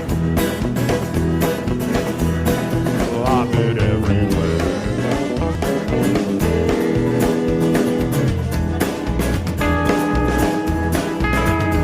Did I mention Worcester, Mass? How about Peabody? Or Spencer? Van Nuys, dude.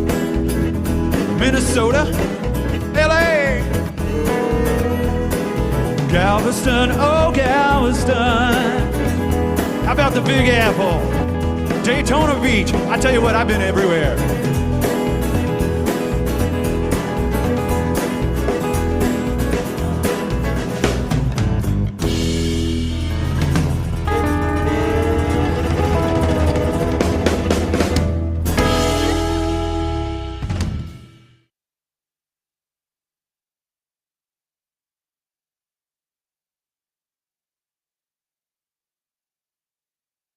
Okay, that will take us out of here. Good morning, Poe. How are you this morning? I'm doing great. How are you doing? All right. Tired, but okay. Yeah, I get tired too. Yeah. What you? Nobody usually covers this shift, right? Mm-mm. You ain't expecting nobody. You just leave dead air, right? Yeah, I mean, yeah. I talked to Soko. I said if I didn't have to get up and go to work, and if I didn't have to take my grandson to school, it wouldn't be a big deal about having 5 hours. But I have to sleep sometime. It makes for a Well, long day. what time are you? 5 hours. What time are you on till? I Uh, mean, you're well, on for it from right, 1 to. I'm on from 2 to 5. But if I were to cover the next 2 hours, it would put for 5 hours. Yeah, well, it's really till 9. I mean, because I don't think anybody comes in till 9. I don't know. I So don't know, but I'm I here mean, anyway for a little bit. well, when I say 2 to 5, that's 2 to 5 my time. No, 2 to 5 Eastern. Never mind. Yeah, See, I'm tired. I knew it from that. All right, I'm going to bug out. You have a great show. I'm sure you can you always bring it. You got a lot to offer. So you have a good one, and we'll see you later.